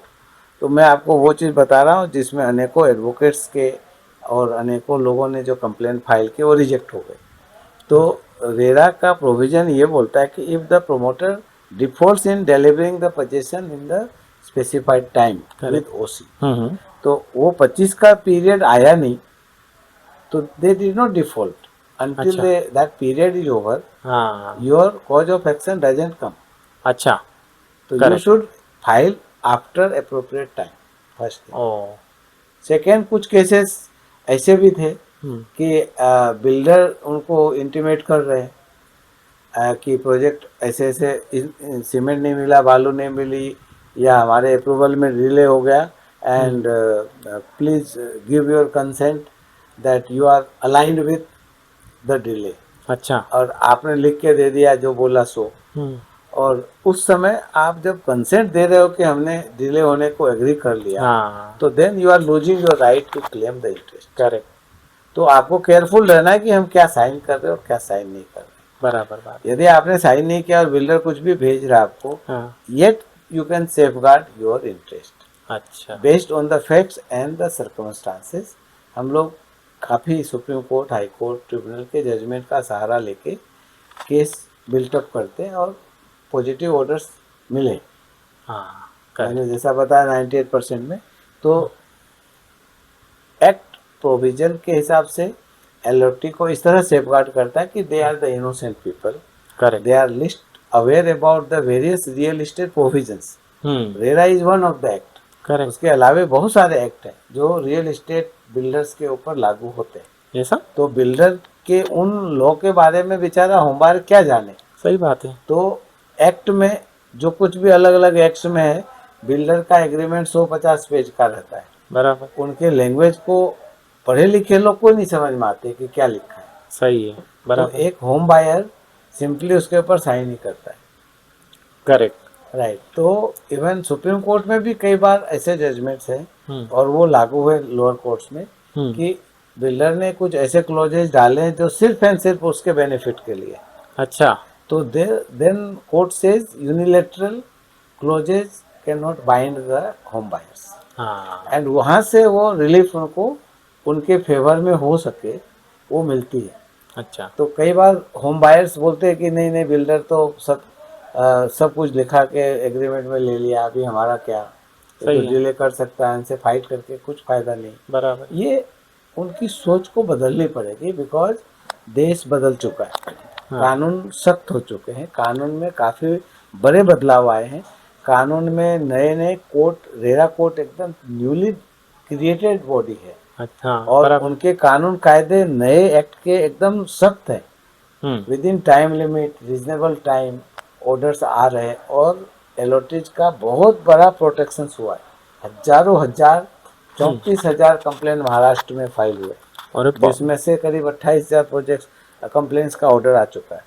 उसमें यदि रिजेक्ट हुए होंगे तो एक मेरे को इंटरप्रेट करने का एग्जैक्ट नहीं है, बट मान लो 6-7 हज़ार रिजेक्ट हुए होंगे, बराबर। लेकिन 18-20 हज़ार फेवरेबल ऑर्डर हुए एलओटीज के फेवर में। अरे बाप, तो ये एलओटीज के फेवर में ऑर्डर हुआ तो उसको बेनिफिट है। और वो यदि बराबर है। कंप्लेन फाइल नहीं किए, जबकि हमारे यहाँ 54,000 प्रोजेक्ट्स हैं और 34,000 कंप्लेन ही फाइल है, यानी एक प्रोजेक्ट में एक कंप्लेन भी फाइल एवरेज नहीं है। तो हम ये बोल सकते हैं कि ये इस बात को इंडिकेट करता है कि allottees are scared to file complain against the builder. उनको लगता है कि बिल्डर बुरा मान जाएगा, हमारा संबंध बिगड़ जाएगा, और बिल्डर तो बड़ा आदमी है, उनके पास लीगल टीम बहुत स्ट्रांग है, बराबर, और उनसे हम कहाँ जीत सकते हैं। करेक्ट। तो हम तो बहुत परेशान हो जाएंगे, तो उस डर के मारे वो। लेकिन मैं इतना बताना चाहता हूँ कि जब आप अपने लिए खड़े ना हो सकें, जबकि लोग, आप आज की डेट में मैं बताऊं कि I am benefited a lot because of online provisions. सारे कंप्लेन ऑनलाइन फाइल होते हैं, बराबर, सारे कंप्लेन की हियरिंग ऑनलाइन होती है। बहुत बढ़िया सर। कभी हमें महारेरा के ऑफिस में जाके अटेंड करना नहीं पड़ता है। अच्छा, कोविड के पहले था, बट कोविड आने के बाद में एवरीथिंग इज ऑनलाइन। बहुत पेपरलेस ऑफिस है हमारा, बहुत बढ़िया। मैं पेपर, क्लाइंट बोलते मैं एग्रीमेंट भेजता हूँ, मैं मना करता हूँ, आप मुझे सॉफ्ट कॉपी भेजो। सही, I am accustomed to see the soft copies. Correct. एक टाइम था जब सॉफ्ट कॉपी नहीं, हार्ड कॉपी के बगैर अंडरलाइन किए हुए पेपर, स्टिकर लगाए बगैर काम नहीं चलता था। अभी वो सब कुछ जरूरत नहीं। अच्छा, और ऐसा सिस्टम हो गया है, हमारे जितने भी स्टाफ है सब ऑनलाइन लैपटॉप दिया हुआ है। करेक्ट। ऑफिस हम जाते भी नहीं है, ऑफिस है वहाँ पे एक तो जूनियर स्टाफ को रखा है, कोई तरह का पेपर वर्क, किसी कोई आ गया चला गया, एक ऑफिस तो होना चाहिए, तो बोलेगा ऑफिस भी नहीं है। करेक्ट। और आज जो पुरानी ऑफिस, छोटी मोटी ऑफिस से ही हमारा काम, और वो भी कोई नहीं है, मतलब ऐसा लग रहा है जैसे जरूरत ही नहीं हमको ऑफिस। करेक्ट। तो आई मीन टू से time has change and LOTs should be aware about their own protections provided under the RERA Act. जब तक वो एक स्टेप आगे नहीं बढ़ेंगे, 99 उनके बेनिफिट्स वेट कर रहे हैं। बराबर। और वो बेनिफिट क्या है, किस तरह मिलेंगे, उनके दिए हुए मैटर्स में वो एक्सपर्ट लोगों से बात करके अकॉर्डिंगली डिसीजन ले। बराबर, करेक्ट, सही बात है। एंड सर, क्या जैसे होम बायर को अपनी पूरी सेविंग एक घर खरीदने में लगा देनी चाहिए सर? पूरी सेविंग घर खरीदने में लगा देनी चाहिए या नहीं लगा देनी चाहिए, ये एक ऐसा क्वेश्चन है जो सब पे लागू नहीं होता है। यदि आप बहुत ही एक मीडियम और पुअर कैटेगरी के लोग को देखेंगे तो वो पूरा मेहनत इसलिए करते हैं कि एक छोटा सा घर हो जाए। बराबर। तो उनके लिए 1 BHK का घर भी हो जाए, और यदि वो समझो मेन जगह पे ना लेके मीरा भाईंदर रोड में, चाहे विरार में, या और उससे आगे लेते हैं, तो उनकी बजट में 30-35 लाख रुपए में घर मिलेगा। बराबर। तो वो उतना है ही नहीं उसके पास, तो बचाने की कोई गुंजाइश ही नहीं है। हाँ, किसी तरह लेंगे। लेकिन कोई ऐसा है जिनके पास 5 करोड़ रुपया है, बराबर, और उनका घर भी ऑलरेडी है, अब उनको बड़ा घर लेना है और बड़े अच्छे बिल्डिंग में लेना है, तो उनके पास चॉइस है कि वो पूरा पैसा लगाए कि होम लोन ले, या किस तरह से उसको यूटिलाइज करे कि वो ऑप्टिमम रिटर्न एंड घर मिल सके। तो ये एक सब्जेक्टिव मैटर है, लेकिन अपना घर एक हो उसके लिए मैं तो सजेस्ट करूँगा कि अपना पैसा लगा के, और इवन बैंक का होम लोन भी मिले, और उसको लगे कि EMI का जो आने वाला है और उनकी इनकम से वो रिटर्न EMI पे कर सकते हो, तो अपना घर लेना चाहिए। क्योंकि देखा गया है कि हर 10 साल पे आप प्रॉपर्टी की वैल्यू चेक करो तो वो मल्टीप्लाई हुई है। जो प्रॉपर्टी आज से ठीक 10 साल पहले देखेंगे तो वो भाव पे आज अवेलेबल नहीं है। 20 साल पहले जाएंगे तो और कम था, और 50 साल पहले चले जाओ तो लोग कुछ हजार रुपये में घर खरीदते थे।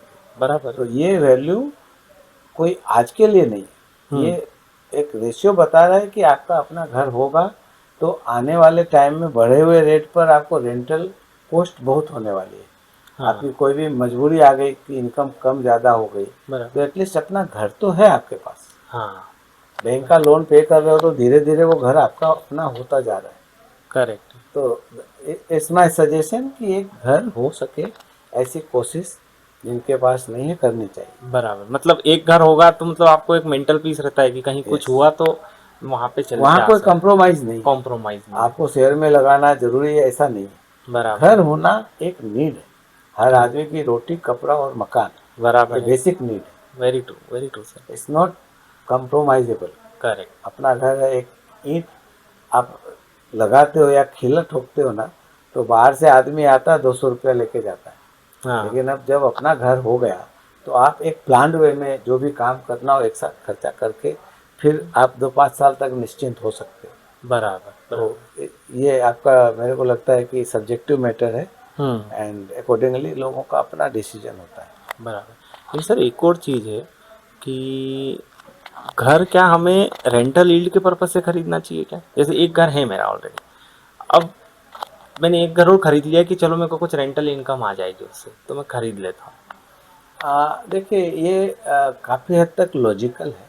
हम्म। क्योंकि सबसे पहले तो रियल इस्टेट आपको विजिबल है ना। हाँ बराबर। और यदि अदरवाइज इन्वेस्टमेंट का ऑप्शंस चेक करें हम्म। गवर्नमेंट सिक्योरिटीज है सेफ है बराबर बट है। रिटर्न बहुत कम है। Very true. इन्फ्लेशन के सामने रिटर्न कम है तो आपके 3-4% बढ़ेगा और इन्फ्लेशन 6% है बिल्कुल। तो आपके 10 साल में लगेगा कि हम पैसे में नीचे चले गए। हाँ बिल्कुल। ऊपर बढ़ा बट नीचे। शेयर बाजार में जाते हैं तो it's again very risky. Hmm. Multiply भी हो सकता है बराबर। और आपके ज़मीन खिसक सकती है। करेक्ट। तो आदमी को इन्वेस्टर्स को वाइज डिसीजन लेना चाहिए हाँ कि हम पैसा कहाँ लगा रहे हैं और कितना लगा रहे हैं। एक रेशियो तय करना चाहिए। बराबर। और जहाँ तक है रियल इस्टेट सामने दिखता है। बराबर है। हाँ यदि डिस्प्यूट फ्री है तो एक पीस ऑफ माइंड है। बराबर है। उन्होंने मान लो 2 करोड़ लगाया उनको समझो 60-65 हज़ार का रेंट मिल रहा है तो ratio of return is very poor. हाँ 60 गुना 12 करते तो 7 हज़ार 7 लाख 20 हज़ार हुआ। बराबर। तो 2 करोड़ का 3.5% हुआ। हाँ तो ये गणित एक हद तक ज़रूरी भी है लेकिन साइमल्टेनियसली आपकी प्रॉपर्टी की एप्रिसिएशन जो हो रही है हाँ हाँ तो वो आपके लिए गेन है। हाँ। और करेक्ट। दूसरा हम्म। आप यदि बैंक में या शेयर में या कहीं और रुपया रखते हो हाँ हाँ। आपका कोई जितने फ्रॉड हो रहे हैं बैंक बैलेंस जीरो हो जा रहा है कोई भी कारण से तो एटलीस्ट प्रॉपर्टी आपके नाम पर जीरो होनी रही। आज तो ऐसा फ्रॉड नहीं है। हाँ यदि कल कुछ होता है तो मुझे नहीं पता बट आपके नाम पर प्रॉपर्टी है तो उन होने वाले फ्रॉडुलेंट चीज़ों से भी सेफ गार्डेड हुआ। और बराबर है। एक फिक्स इनकम है मान लो आप हम्म। घर में लग रहा है कि मुझे 1 लाख रुपया महीने खर्चे आ जाए तो हम्म। आप एक लगा दिए और आपके रेंट इनकम आ रही है तो यू आर सेफ गार्डेड बराबर। एप्रिसिएशन भी हो रहा है। हम्म। अब है कि आप बॉम्बे में रहते हो मलाड में और प्रॉपर्टी बेंगलोर में खरीद रहे हो हाँ। तो वो सब एक बहुत बड़ा सेकंड घर के पीछे की सोच है कि मैं कहाँ लगाना चाहता हूँ। बराबर। मैं मेरे रीच में हो ये सब एडवाइजेबल है हम्म। कि विद इन रीच हो। आपके नज़र से दूर है तो कोई ऑक्यूपाई कर लिया तो उसके फिर कंसिक्वेंसेस हैं। हाँ कोई आदमी रेंट पे रहा खाली नहीं कर रहा रेंट भी नहीं दे रहा है तो कानून रहने के बावजूद भी आप कानून के थ्रू वैकेट कराओगे लड़के रेंट लोगे तो आपके डिस्प्यूट में आ गए। तो बराबर है। कई चीज़ें हैं बहुत देखना भी पड़ता है कि आप दूसरा ले रहे हो तो आप किस तरह उसको मेंटेन कर रहे हो। बराबर। लेकिन सर ये घर खरीदना ये इमोशनल डिसीजन होना चाहिए कि फाइनेंशियल? मतलब कई कई बार होता है कि घर खरीदने तो सोसाइटियल प्रेशर इतना रहता है कि आदमी इमोशनली खरीद लेता है, मतलब ऑब्लाइज हो जाता है कि नहीं खरीद लेते हैं। करेक्ट। देखो इमोशनल कई बार बहुत वैलिड है हम्म। लेकिन ऐसे वाइज डिसीजन तो फाइनेंशियल हमेशा लागू होता है। बराबर। और जहाँ इमोशन है वहाँ पे भी financial decision to some extent लागू होता है। हाँ हाँ। राइट। करेक्ट। और इमोशंस कहाँ ज़्यादा काम करता है अब जैसे आप घर में समाज में और हर जगह पे जब आप अपने आप को प्रेजेंट करते हो हाँ हाँ कोई के मुंह से लगे कि वो सब अपना अपना घर है अपनी गाड़ी है हाँ। उस जगह पर आप मकान भाड़े के ही मकान में रह रहे हो हाँ। और आपको लगता है कि आई एम कंपेयर्ड और हमारे सोशल वैल्यू नहीं है, तो वो सब इमोशंस मैटर तो करता है वहाँ पे। हाँ। आपको पूरा इग्नोर नहीं कर सकते। हाँ, अपना घर है, उसके बाद आप दूसरा घर ले रहे हो नहीं ले रहे हो, वहाँ इमोशंस से घर ले रहे हैं, उसका महत्व कम हो जाता है। अच्छा। फिर आपके फाइनेंशियल्स को फोकस करके ही ज़्यादा डिसीजन स्ट्रॉन्ग करें तो आपके लिए अच्छा है। बराबर बराबर। This is my opinion. Correct correct correct, समझ। एंड सर इसके अलावा एक और चीज़ था कि ये मैंने बहुत कॉमनली देखा है Tier 2 Tier 3 सिटीज़ में। क्या होता है सर, बिल्डर कॉलोनियाँ काटता है, बराबर, और कुछ कॉलोनी के कुछ प्लॉट्स एज एन इन्वेस्टर कुछ लोग खरीद लेते हैं। मान लीजिए बिल्डर ने 10 एकड़ का कॉलोनी काटी, 10 एकड़ में से 2-3 एकड़ के कुछ इन्वेस्टर ने प्लॉट्स खरीद लिए वहाँ पे, फिर वो जो इन्वेस्टर है वो प्लॉट्स आगे बेचता है। तो ये बहुत कॉमनली देखा गया है। और क्या होता है कि व्यूअर्स को ऐसा लगता है कि ठीक है, हम बिल्डर से ना खरीदते हुए हम इन्वेस्टर से खरीद लेते हैं और फिर हम आगे बेच देंगे, कुछ रुपया कमा लेंगे इस बीच में। कई कई बार सर रुपया कमाया भी है, लेकिन कई कई बार ऐसा भी देखा गया है कि वो कॉलोनी प्रॉपर डेवलप नहीं हुई है, बराबर, बिल्डर का अकाउंट NPA हो गया है, कई कई बार इन्वेस्टर ने चीट कर दिया है, बराबर, कई कई बार वो प्लॉट मिला ही नहीं है, कई कई बार उसके लीगल टाइटल क्लियर नहीं है। तो इस पर कुछ आपका मतलब मैं व्यू पॉइंट जानना मैं चाहूँगा। आपको मेरे जो बिगनिंग में कुछ चीज़ें मैंने आपको बताई हाँ कि अभी उसमें खाली इतना ही ऐड करता हूँ पहले कि प्लॉटिंग, हाँ बंगलोज, हाँ। Row houses, hmm. अपार्टमेंट्स, हाँ। Flats, correct. Shop, hmm. offices, commercial premises, hmm. everything is covered in the definition of apartment ओ। under the RERA. इन अच्छा सबको अपार्टमेंट का नाम दिया अच्छा है। And what is not covered is the industrial estate. अच्छा rest all other things are covered under RERA. अच्छा। अब है कि समझो किसी बिल्डर ने प्लॉटिंग जैसा आपने बताया, हाँ अब बिल्डर को प्लॉटिंग करना है तो they need to get registered with the authority, correct. Right. हाँ अभी समझो उन्होंने रजिस्टर किया तो again come back to see the project, see the MahaRERA site, बराबर है। Take your informed decision. हाँ। क्या बिल्डर की स्टैंडिंग है, हम्म। लिटिगेशंस है, अप्रूवल्स है, कितने दिन में वो बना के देने का डिक्लेयर किया है, बराबर। क्या क्या फैसिलिटी देने वाला है, स्ट्रीट लाइट है, रोड लाइट है, ड्रेनेज सिस्टम है, बाउंड्री वॉल्स है, बराबर है। सिक्योर्ड गेट है, गेटेड कम्युनिटी है, हाँ या कोई इंटरनेट की फैसिलिटी है, बराबर क्या है। क्या उसने प्रॉमिस किया to develop the hmm. Plot. यदि उस प्लॉट पर जो कुछ भी आप हाँ सिंपली प्लॉट के नाम पर कुछ भी खरीद के आ रहे हो, हाँ। और कई प्रमोटर इन जो चीज़ों का मैंने चर्चा किया वो है, प्लस कॉमन कोई स्विमिंग पूल या कम्युनिटी हॉल या कुछ और भी वो देने की बात कर रहा हाँ हो, बराबर। तो वो आपकी वैल्यू बढ़ाता है। वो सिक्योरिटी में मान लो कि जो प्लॉट है आपके नियर टू सिटी है, सेफ गार्डेड है, हम्म। जाने आने की कम्युनिकेशन फैसिलिटीज़ है, तो वैल्यू बढ़ाता है। बराबर है। जंगल में है तो आप सेकेंड होम कर सकते हो, हाँ तो आपकी रेट कम लग रहे हो और बाकी की चीज़ें ओके लग रही हैं, तो आपको सेकेंड होम में इंटरेस्ट है तो यू कैन टेक इट। हाँ। तो एक कोई जो आपने बताया कि सेकेंड बायर ने लिया 3 एकड़ ज़मीन और वो रीसेल किया, हम्म। तो अगेन यहाँ पर आप रीसेल में ले रहे हो, हाँ but the plot belongs to home, promoter. Correct. आप जब किसी थर्ड पार्टी से ले रहे हो और उस प्लॉट में उस बिल्डर का एनओसी साथ में आप कंपलसरी ले लो, बिकॉज जो that project is not yet completed. Correct. And जब बिल्डर एनओसी दे रहा है for all the consequential impact, builder is equally responsible. हाँ if you correct. Are not taking, तो कैसे वो सेकेंड बायर के दिए हुए कमिटमेंट को बिल्डर क्यों फुलफिल करे, सही बात है। Very right. ट्रू। तो it is the owners of the buyer should be aware about this things. वो ये नहीं बोल सकता कि मुझे पता ही नहीं था। बराबर है। बिल्डर के साथ मैंने खरीदा, लेकिन आप साथ खरीदे ओरली बता रहे हो, हाँ राइटिंग में जॉइंट एग्रीमेंट नहीं बना, बराबर है। कंफर्मिंग पार्टी नहीं है, हाँ जो होना चाहिए साथ वो नहीं है, और जो नहीं होना चाहिए बराबर बिल्डर उसके साथ था, बिल्डर ने मुझे बोला कि आप ले लो, मैं बैठा हूँ। बराबर। आपने रिकॉर्ड करो, आपको जैसे पहले मैंने कुछ बताया कि आप मेल कम्युनिकेट करो, आप दोनों साथ थे, आपके कहने पर मैं सेकेंड बायर का फ्लैट ले रहा हूँ या प्लॉट ले रहा हूँ, हाँ एंड ये ऑब्लिगेशंस इस पूरे प्रोजेक्ट को जैसा कंप्लीट होना है ये इधर भी लागू होगा जैसा आपने एश्योर किया. बराबर. And please acknowledge the mail. हाँ correct. And something like that if you are sending and he is there and yet not giving you reply, फिर भी हम लड़ सकते हैं आपके बदले बराबर. कि आपने इस तरह का काम किया और उसने बाद में बोल दिया हमने कहाँ जवाब दिया. तो भी being present and not saying anything is considered as a deemed consent. हाँ तो हम उस कॉन्ट्रैक्ट एक्ट को माध्यम से हम इस बिल्डर को वहाँ अंदर में ले सकते हैं कि ही इज स्टिल रेस्पॉन्सिबल. बराबर.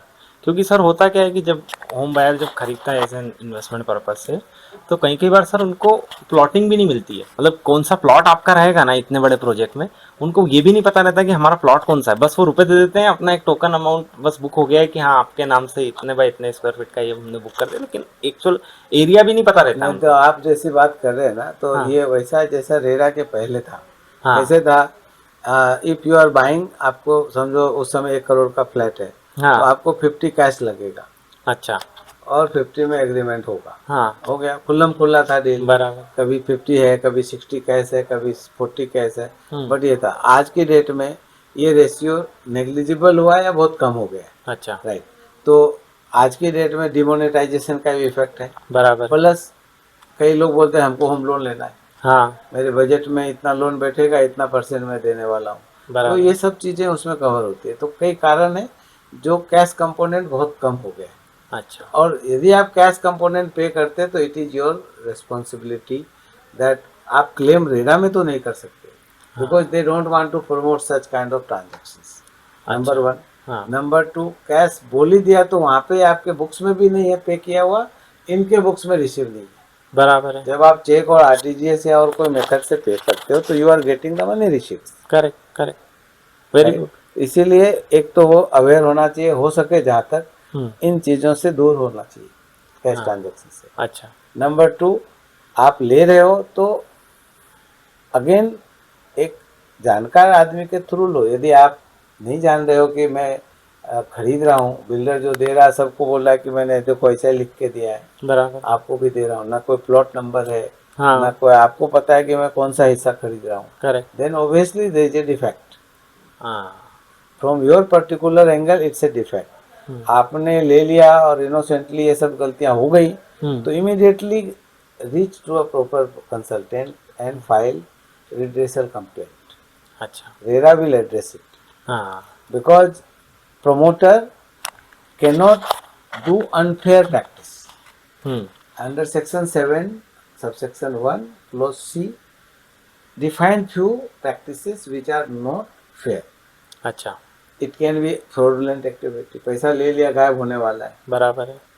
या फिर आपने रेरा के साइट में देखा ABC नाम लिखा है और ये रसीद दे रहा है XYZ के नाम पर. हाँ सही बात है. अच्छा, वो बिल्डर बोल रहा है दोनों मेरा ही है. बराबर. तो अब आपको समझना चाहिए कि आप रेरा के साइट पर जो नाम पे कंपनी चल रही है उसकी प्रॉपर्टी का रसीद लेना चाहते हो या नहीं. वो आप नहीं बोल रहे हो और वो दूसरी प्रॉपर्टी की दे रहा है और उसके ऊपर साइन भी किसी और का कर रहा करके दे रहा है. करेक्ट. वो लेगा ये भी मेरा ही है, बट साइन कर रहा कोई ऐसा स्टाफ को रखा है जो 4-6 साल के बाद में गायब हो जाएगा. तो आपको किसका साइन है वो भी करना मुश्किल होगा. सही बात है. और आप केस करोगे तो फ्रॉड का केस होगा.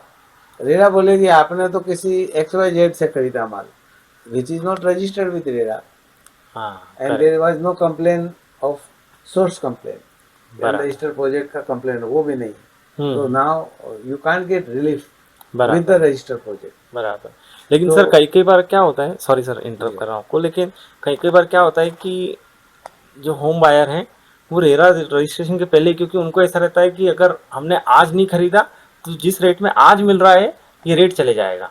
मतलब इन्वेस्टर भी, जो सेकंड बायर, जो सेकंड इन्वेस्टर है, वो इतना इनको इंडल्ज कर देता है कि अभी खरीद लोगे तो इस भाव में दे दूंगा, अदरवाइज मैं जब ये प्रोजेक्ट ऑफिशियली आ जाएगा और रेरा रजिस्टर हो जाएगा तब आपको ये भाव में नहीं मिलेगा. देखिए ये जो ल्योरिंग टेंडेंसीज है, हाँ. उसको कहीं ना कहीं आदमी को सेक्रीफाइस करनी चाहिए. हाँ जब समय आया है, लॉ आपके लिए बना है बराबर। और आपको रेड सिग्नल है, आप बोलोगे कि मैं निकल जाऊंगा तो सबसे आगे रहूंगा, हाँ तो आप ब्रेक तो कर रहे हो सिग्नल को। जहाँ तक आज एज ए होम बायर हो, बराबर। तो सिग्नल क्या है, don't buy in the unregistered project, signal ही है। हाँ रेरा वेरी क्लियरली सेज बराबर। डोंट बाय इन द, समझो उसने आपने खरीद लिया और कभी उस प्लॉट का अप्रूवल भी नहीं आया, हाँ ठीक है, उसने बोला और आपने उसकी बातों में खरीद लिया बराबर। कि रेरा नंबर आएगा तो दाम 25% बढ़ा दूंगा मैं, सही है। और उस डर से आपकी 25% ज़्यादा न लगे, आपने 75 रुपये दे दिया उसको, बराबर। तो 75 रुपये की रिस्क आपने ले ली। करेक्ट। कल वो प्रोमोटर, आपने कंप्लेन भी रेरा में किया, मैंने ऐसे कई कंप्लेन किए जो बिल्डर को डायरेक्शन मिला कि यू रजिस्टर योर प्रोजेक्ट, लेकिन रजिस्टर होने के कुछ कंडीशंस हैं, अच्छा। जैसे आईओडी, इंटीमेशन ऑफ डिसअप्रूवल्स, वो होना। ये क्या होता है सर? वो प्लानिंग अथॉरिटी, जैसे बीएमसी मान लो आप बॉम्बे में, नगर या पालिका, नगर निगम। नगर निगम, हाँ या ग्राम पंचायत, या हाँ। SRA authority, MHADA authority, CIDCO, ये हाँ। सब प्लानिंग अथॉरिटी है। अच्छा। जो आप क्या प्लान करने वाले हो हम्म। वो वहाँ अप्रूव होता है। अच्छा। तो प्लानिंग अथॉरिटी ने आईओडी के बाद में आपका होता है सीसी, कमेंसमेंट, अच्छा। आप कंस्ट्रक्शन कमेंस कर सकते हो, अच्छा। वो आपको नहीं मिला। हम्म। आपको आईओडी मिल गया कि आपके पास इतने फ्लोर का आप कंस्ट्रक्शन, या इतना टोटल बिल्टअप एरिया।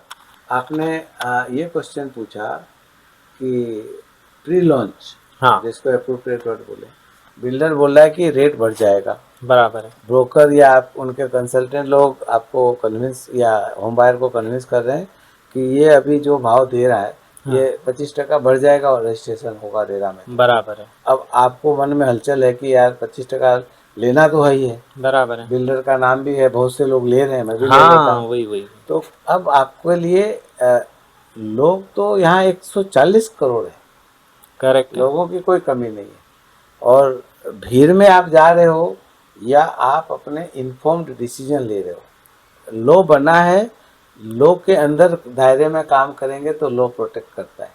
बराबर। आप खुद इंडल्ज हो रहे हो इलीगल काम में, एक तरह से अपने रिस्क ले रहे हो। समझो रेरा में रजिस्टर्ड होने के कुछ कंडीशंस है। पहला तो समझो अप्रूवल है बहुत तरह के, बराबर। उसमें एक इम्पोर्टेंट अप्रूवल है आईओडी, इंटीमेशन ऑफ डिसअप्रूवल, या अच्छा। आईओए, अच्छा। मतलब तो इंटीमेशन ऑफ अप्रूवल, ये दो अलग अलग अथॉरिटी इस प्रकार के डॉक्यूमेंट देती है। ये डॉक्यूमेंट हुआ कि उस प्लॉट के ऊपर आपके पोटेंशियल है या इतना कंस्ट्रक्शन परमिसिबल XYZ, बट बराबर। परमिशन टू कंस्ट्रक्ट उसको हाँ। सीसी बोलते हैं, कमेंसमेंट अच्छा। सर्टिफिकेट। तो वो दूसरी प्रक्रिया पूरी करके वो लोग लेके आते हैं। बराबर। तो जब तक वो सीसी नहीं आएगी, हाँ आपने पैसा दिया, आपने केस फाइल भी कर दिया, बराबर। तो बिल्डर बोलेगा जाओ कोर्ट में फाइल करो, बिकॉज ये प्रोजेक्ट रजिस्ट्रेबल है ही नहीं, अच्छा। अप्रूवल ही नहीं है उनके पास। बराबर है। And when they will get, वो ऑर्डर में लिख के ये भी दे देंगे, when you will get the commencement certificate during the validity of the commencement you register within so and so time, right, direction दे दिया। But you got stuck, suppose उसको 2 साल लेना नहीं, तो आपके पैसे तो उसको यूज हो रहे हैं। हाँ बराबर है। जब वो लेगा आपके दिए हुए पैसे के हिसाब से आपको अलॉट कर देगा। तो आपका कभी ये सोच भी नहीं था कि आज मैं ले रहा हूँ, रेरा में रजिस्ट्रेशन होने में 2 साल लगाएंगे।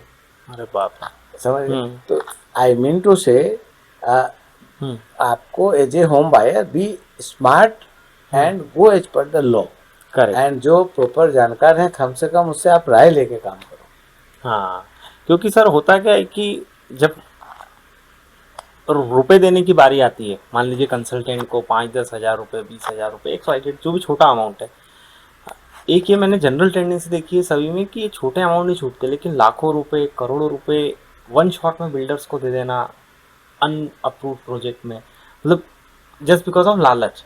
करेक्ट, मतलब उनसे छोटे छोटे अमाउंट खर्चा नहीं हुआ जाता है, पर लेकिन ऐसे बड़े बड़े अमाउंट बिगर सोचे समझे, मतलब लालच, जस्ट बिकॉज ऑफ ग्रीड के कारण।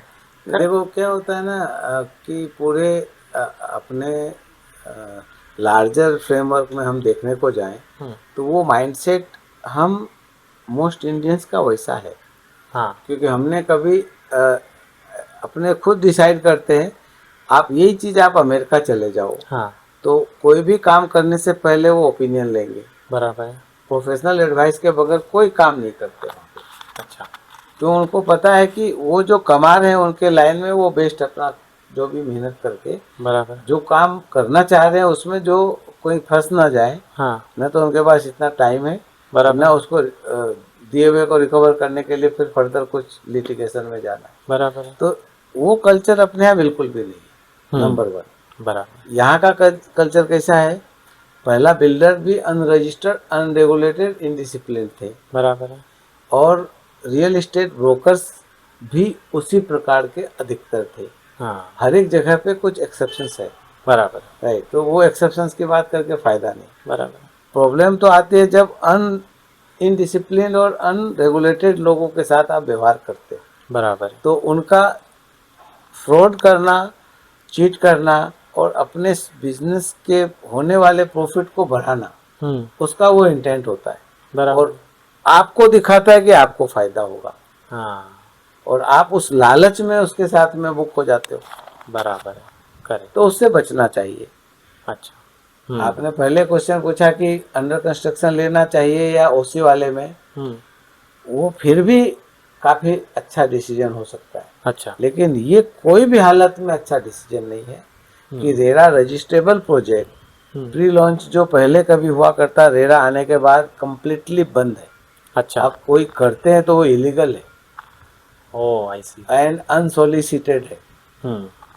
करेक्ट। लेने वाला यदि उसमें फंसता है और वो एक्सपेक्ट करता है कि रेरा हमें हेल्प करे, तो रेरा में क्लियरली सेक्शन 3 बोलता है बिल्डर के ऊपर ऑब्लिगेशन है, they can not sell, market, advertise, अच्छा offer for sale before registering the project with MahaRERA और RERA authority. Correct correct correct. If they do so तो उनके कंसिक्वेंशियल इम्पैक्ट है सेक्शन 59 में, जहाँ की up to 10% of the estimated value of the project can be imposed as a penalty.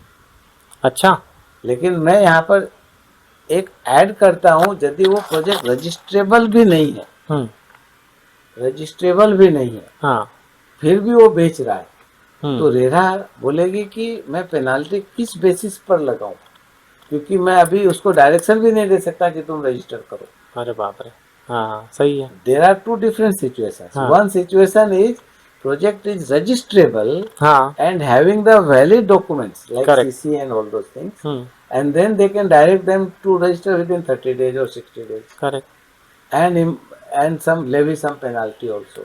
बराबर यहाँ पर वो मार्केटिंग कर रहा है, इलीगल कर रहा है, हाँ तो आपका ये मैटर कोई और कोर्ट में जाके हैंडल करने की जरूरत पड़ सकती है, ऐसा मुझे लगता है। बराबर बिकॉज रेरा में वो प्रोजेक्ट जब तक रजिस्टर्ड नहीं होगा तो रेरा के पोर्टल पे उसका रिकॉर्ड कैसा क्रिएट होगा। जब तक वो नहीं है रजिस्टर्ड तब तक ऑफलाइन, एक तरह ऑनलाइन गया, हेयरिंग होने के बाद वो एक अलग जगह पे वो सारी इंफॉर्मेशन सेव होती है बराबर, और रजिस्टर्ड होने के बाद एक प्रॉपर उसका वेब पोर्टल बनता है एंड उसके ऊपर सारा रिकॉर्ड्स होता है, कितनी पेनाल्टी लगी, कौन से ऑर्डर पास हुए, कौन से नहीं हो गए।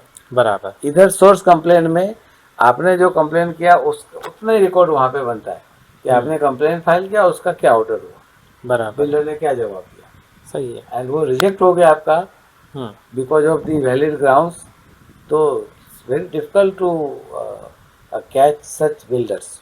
अच्छा करेक्ट करेक्ट। इसका मतलब सर कोई भी कॉलोनी काट रहा है, कोई इलीगल कुछ भी अपार्टमेंट को किसी भी टाइप का बना रहा है, जब तक रेरा अप्रूव ना हो तब तक उसमें हाथ बिल्कुल हाथ नहीं डालना चाहिए। ये एक बहुत सिंपल सा थंब रूल है। मतलब यस, इस पॉडकास्ट का मतलब ये अवेयरनेस के हिसाब से कि ये एक मूल मंत्र है, यदि अगर रेरा अप्रूव नहीं है तो उसमें हाथ डालने का ही नहीं है।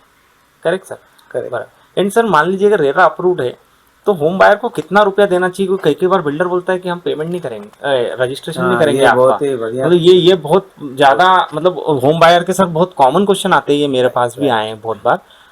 यस, सबसे पहले रेरा एक्ट जो है section 13 section 2, that section says builder can not take more than 10% of the agreement value. अच्छा, समझो उसने 1 करोड़ में एग्रीमेंट वैल्यू बनाया plus GST plus stamp duty plus other charges, तो करेक्ट। 1 करोड़ प्रिंसिपल वैल्यू है। हाँ, अब उसका 10% कितना हुआ, 10 lakh. 10 lakh rupees, up to correct. 10 lakhs he can take, अच्छा, and beyond that promoter cannot accept from the allotee। ये ऑब्लिगेशन लॉ को मालूम है, अच्छा। लेजिस्लेटर्स को, कि ये सारी कहानी बिल्डर करते हैं, इसीलिए उन्होंने ये ऑब्लिगेशन बिल्डर पे डाला। अच्छा, हालांकि मैं तो ये बोलता हूँ कि ये जब तक एलओटी यानी होम बायर हाँ, हाँ। भी इक्वली रिस्पॉन्सिबल ना हो, हम्म, तो ये प्रोविजन को कंप्लाई करना बड़ा मुश्किल है। अच्छा, अभी आजकल तो सब ऑनलाइन का काम है। बराबर है। बिल्डर ने आपको 1 करोड़ में बेचा और बोल दिया कि 20 लाख आप बुकिंग अमाउंट भेज दो, और आपने आरटीजीएस कर दिया, बराबर है, तो बिल्डर शुड नॉट टेक वाला कहाँ पे लागू होता है। बिल्कुल। बैंक अकाउंट तो आपको मिला, 2 लाख दिया था टोकन तभी भी, अब हाँ, उसी अकाउंट में आप दिए जा रहे हो, दिए जा रहे बराबर हो। है। तो अब है कि बोनाफाइड्स ऑफ दिस, यदि कोई कंप्लेन करता है हाँ, और साथ में बोनाफाइड्स भी उसको प्रूव करना पड़ेगा। हाँ, बिल्डर बोलेगा इन्होंने डायरेक्टली हमारे में ट्रांसफर किया, बराबर है। ये बोलेगा नहीं मेरे को डिमांड नोटिस आई, hmm, then it is a bonafide case, हाँ, सब। राइट। बिल्डर ने ओरली बोला और उन्होंने भेज दिया payment, and now he is saying कि बिल्डर मांगा था मेरे से, हाँ, तो यहाँ पे प्रूफ करना उसको पड़ेगा। डिफिकल्ट हो तो जाएगा। आई mean to say there are provision and process, one correct. Should follow that. And 10% से ऊपर इवन बिल्डर डिमांड भी करता है, हाँ, एंड तो एलओटी का राइट है नॉट टू पे money, and they should cooperate the builder in executing and registering the agreement for sale of the particular apartment, अच्छा, करेक्ट, करेक्ट। क्योंकि law put onus on both the parties, क्योंकि registration तो एक आदमी से नहीं होगा, दोनों का जरूरत है। बराबर है। तो उसके लिए स्टैम्प ड्यूटी बिल्डर एलओटी को पे करना है, रजिस्ट्रेशन फीस पे करना है, टाइम सेट करना है कितने बजे कौन से दिन, ये सारा coordination cooperation they should do mutually. बराबर, बराबर। ऐसे केस में बिल्डर कोऑपरेट नहीं कर रहा, नहीं हम तो 20% के बगैर नहीं करते हैं, हाँ, तो then you have as a allottee you have every right to approach MahaRERA, make communication, letter लिखो, एक्नॉलेज करो, नहीं करके दे रहा मेल भेजो, बराबर। Everything you make it documented कि यू पुट योर एफर्ट्स हाँ, to get it registered, but builder is not doing. तो हम्म, कुछ तो प्रूफ आपको करना होगा। बिल्डर तो बोलेगा कि हम तो बोल रहे थे नहीं करना चाहते। हाँ, तो ये डिस्प्यूट हमेशा जो है पेपर पर दिखनी चाहिए कि who is bonafide. Correct, Once if you are bona fide, builder will be directed to execute within a given time. Mostly 30 days का टाइम रेरा देती है उनको करने के लिए। बराबर। And if they don't, then आपको राइट है एग्जीक्यूशन एप्लीकेशन फाइल करके टू गेट इट एग्जीक्यूटेड। बराबर। अभी रिसेंटली बॉम्बे हाई कोर्ट ने अक्टूबर महीने में एक ऑर्डर पास किया। रेरा अथॉरिटी को उन्होंने बोला कि आप ऑर्डर तो बहुत सारे पास किए, हाँ, कि जिस बिल्डर ने 10% से ज्यादा लिया उसको 30 दिन में रजिस्टर करो, बराबर। और फिर भी वो करके नहीं दे रहा है, हाँ, तो उस ऑर्डर का कोई एलओटी करेगा क्या? सही बात है, सही बात है। What are you doing about execution? हाँ, करेक्ट। एंड देन वो डायरेक्शन के बाद 18 नवंबर 2025 को रेरा का सर्कुलर नंबर 50 अच्छा, आया। उसमें स्पेसिफिक डायरेक्शन है कि यदि प्रमोटर एग्जीक्यूट नहीं करता एग्रीमेंट फॉर सेल, या एलओटी जो डिफॉल्टर है इन मेकिंग इंस्टॉलमेंट पेमेंट्स, बराबर। और बिल्डर उसको कैंसिल करने का नोटिस दिया टर्मिनेशन ऑफ एग्रीमेंट, एंड वो पेमेंट भी नहीं कर रहा, टर्मिनेशन साइन भी नहीं कर रहा, बराबर है। इन बोथ द सिचुएशंस हाँ, RERA authority has given circular to empower their staff अच्छा, for and on behalf of the defaulter party अच्छा, to execute the document, and now it will be a valid document. अच्छा, मतलब RERA का official staff आदमी ही। अब sign करेगा और वो वैलिड होगा। अच्छा, तो ये बहुत से लोगों को पता भी नहीं है। बराबर। मैं बताया था आपको कि शाम को इधर आया, हाँ, तो I was in MahaRERA. I see. 4 case ऐसे थे जो हमने इस तरह के एग्जीक्यूट प्रोसेस चालू करके एग्रीमेंट सबमिट करके महारेरा अथॉरिटी जो इंचार्ज बनाया है बराबर। उससे मिलके उन्होंने उस प्रोसेस को आगे बढ़ा दिया। अच्छा, now we are going to register through MahaRERA authority. Correct, correct, correct. अच्छा, मतलब ऐसा भी हो सकता है। हाँ, होने का चालू हो गया। हाँ, so much of powers are with the authority. बराबर। एलओटी को आपका क्वेश्चन पूछने के माध्यम से मैं एलओटी तक पहुंचा रहा हूं कि आपके ये सारे पावर्स हैं बराबर है। जो अथॉरिटी के थ्रू एग्जीक्यूट हो रहे हैं। आप if you are one of the suppressed or aggrieved party, Correct. you must take advantage of such provisions. Correct, हाँ कोई आपको तकलीफ नहीं दे सकता है। बराबर है, बिल्कुल सही बात है। आपका इससे जुड़ा हुआ कोई टेल है तो आप पूछिए, नहीं तो मैं एक जोड़ के बता रहा हूँ। हाँ सर। लोगों के मन में जो डर और भय है, बिल्डर बड़े लोग हैं, उनके पास लीगल टीम है, उनसे पंगा मत लो, हाँ, घर भी देगा नहीं, जो पैसा दे वो भी डूब जाएगा, या और जो भी रीजन के साथ जी रहे हैं, बराबर है, वो भय कोई भी बाइबल में लिखा हुआ नहीं। बिल्कुल सही ये बात। खुद का सेल्फ जनरेटेड फियरफुल स्टेटमेंट है जो उनको कोई भी एक्शन लेने से रोकता है। बिल्कुल सही बात है। तो ऐसे सो कॉल्ड इमेजिनरी क्वेश्चन से उनको बाहर आना चाहिए। अभी मैंने जैसे रुस्तम जी बहुत बड़ा नामी बिल्डर, बिल्कुल बिल्कुल सही बात। वर्ली के कोई प्रोजेक्ट में हमारे एलओटी ने फुल पेमेंट उसको किया, हाँ, और लेकिन कंप्लेंट फाइल किया था डिले प्रोजेक्ट के लिए, इंटरेस्ट क्लेम के लिए। बराबर। प्रोमोटर के तरफ से इंसिस्ट कर रहे थे कि आप विड्रॉ करो तो हम पोजीशन तुरंत देंगे, नहीं तो नहीं देंगे। बराबर। प्रोवोक कर रहे थे कि विड्रॉ करो, एंड वो एक तरह से इनडायरेक्ट प्रेशर ये था कि कंप्लेन रहेगा तो पोजीशन लेके दिखाओ। हाँ समझा। तो रेरा में हमने केस जब फाइल किया तो ये पॉइंट मैंने रेज किया। डायरेक्शन दिया गया अथॉरिटी द्वारा कि within 7 days, because they your project has got OC, correct, and you have collected full amount. बराबर। Now within 7 days you hand over physical possession with keys. Correct. तो 3 दिन के अंदर में उन्होंने चाबी और वो पोजीशन दे दिया। बराबर है। तो कहाँ कुछ उसको फियर हुआ, यही डर था, वो भी निकल गया। वो डर भी निकल गया, करेक्ट करेक्ट। लेकिन वो कंसल्ट नहीं किया। तो अभी कंसल्ट किया या नहीं किया वो बात अलग है, लेकिन लोगों में अवेयरनेस नहीं है। आपको मैं इसके लिए थैंक यू बोल रहा हूँ कि आपने ऐसे सब क्वेश्चंस पूछे हैं जो लोगों को जानना चाहिए।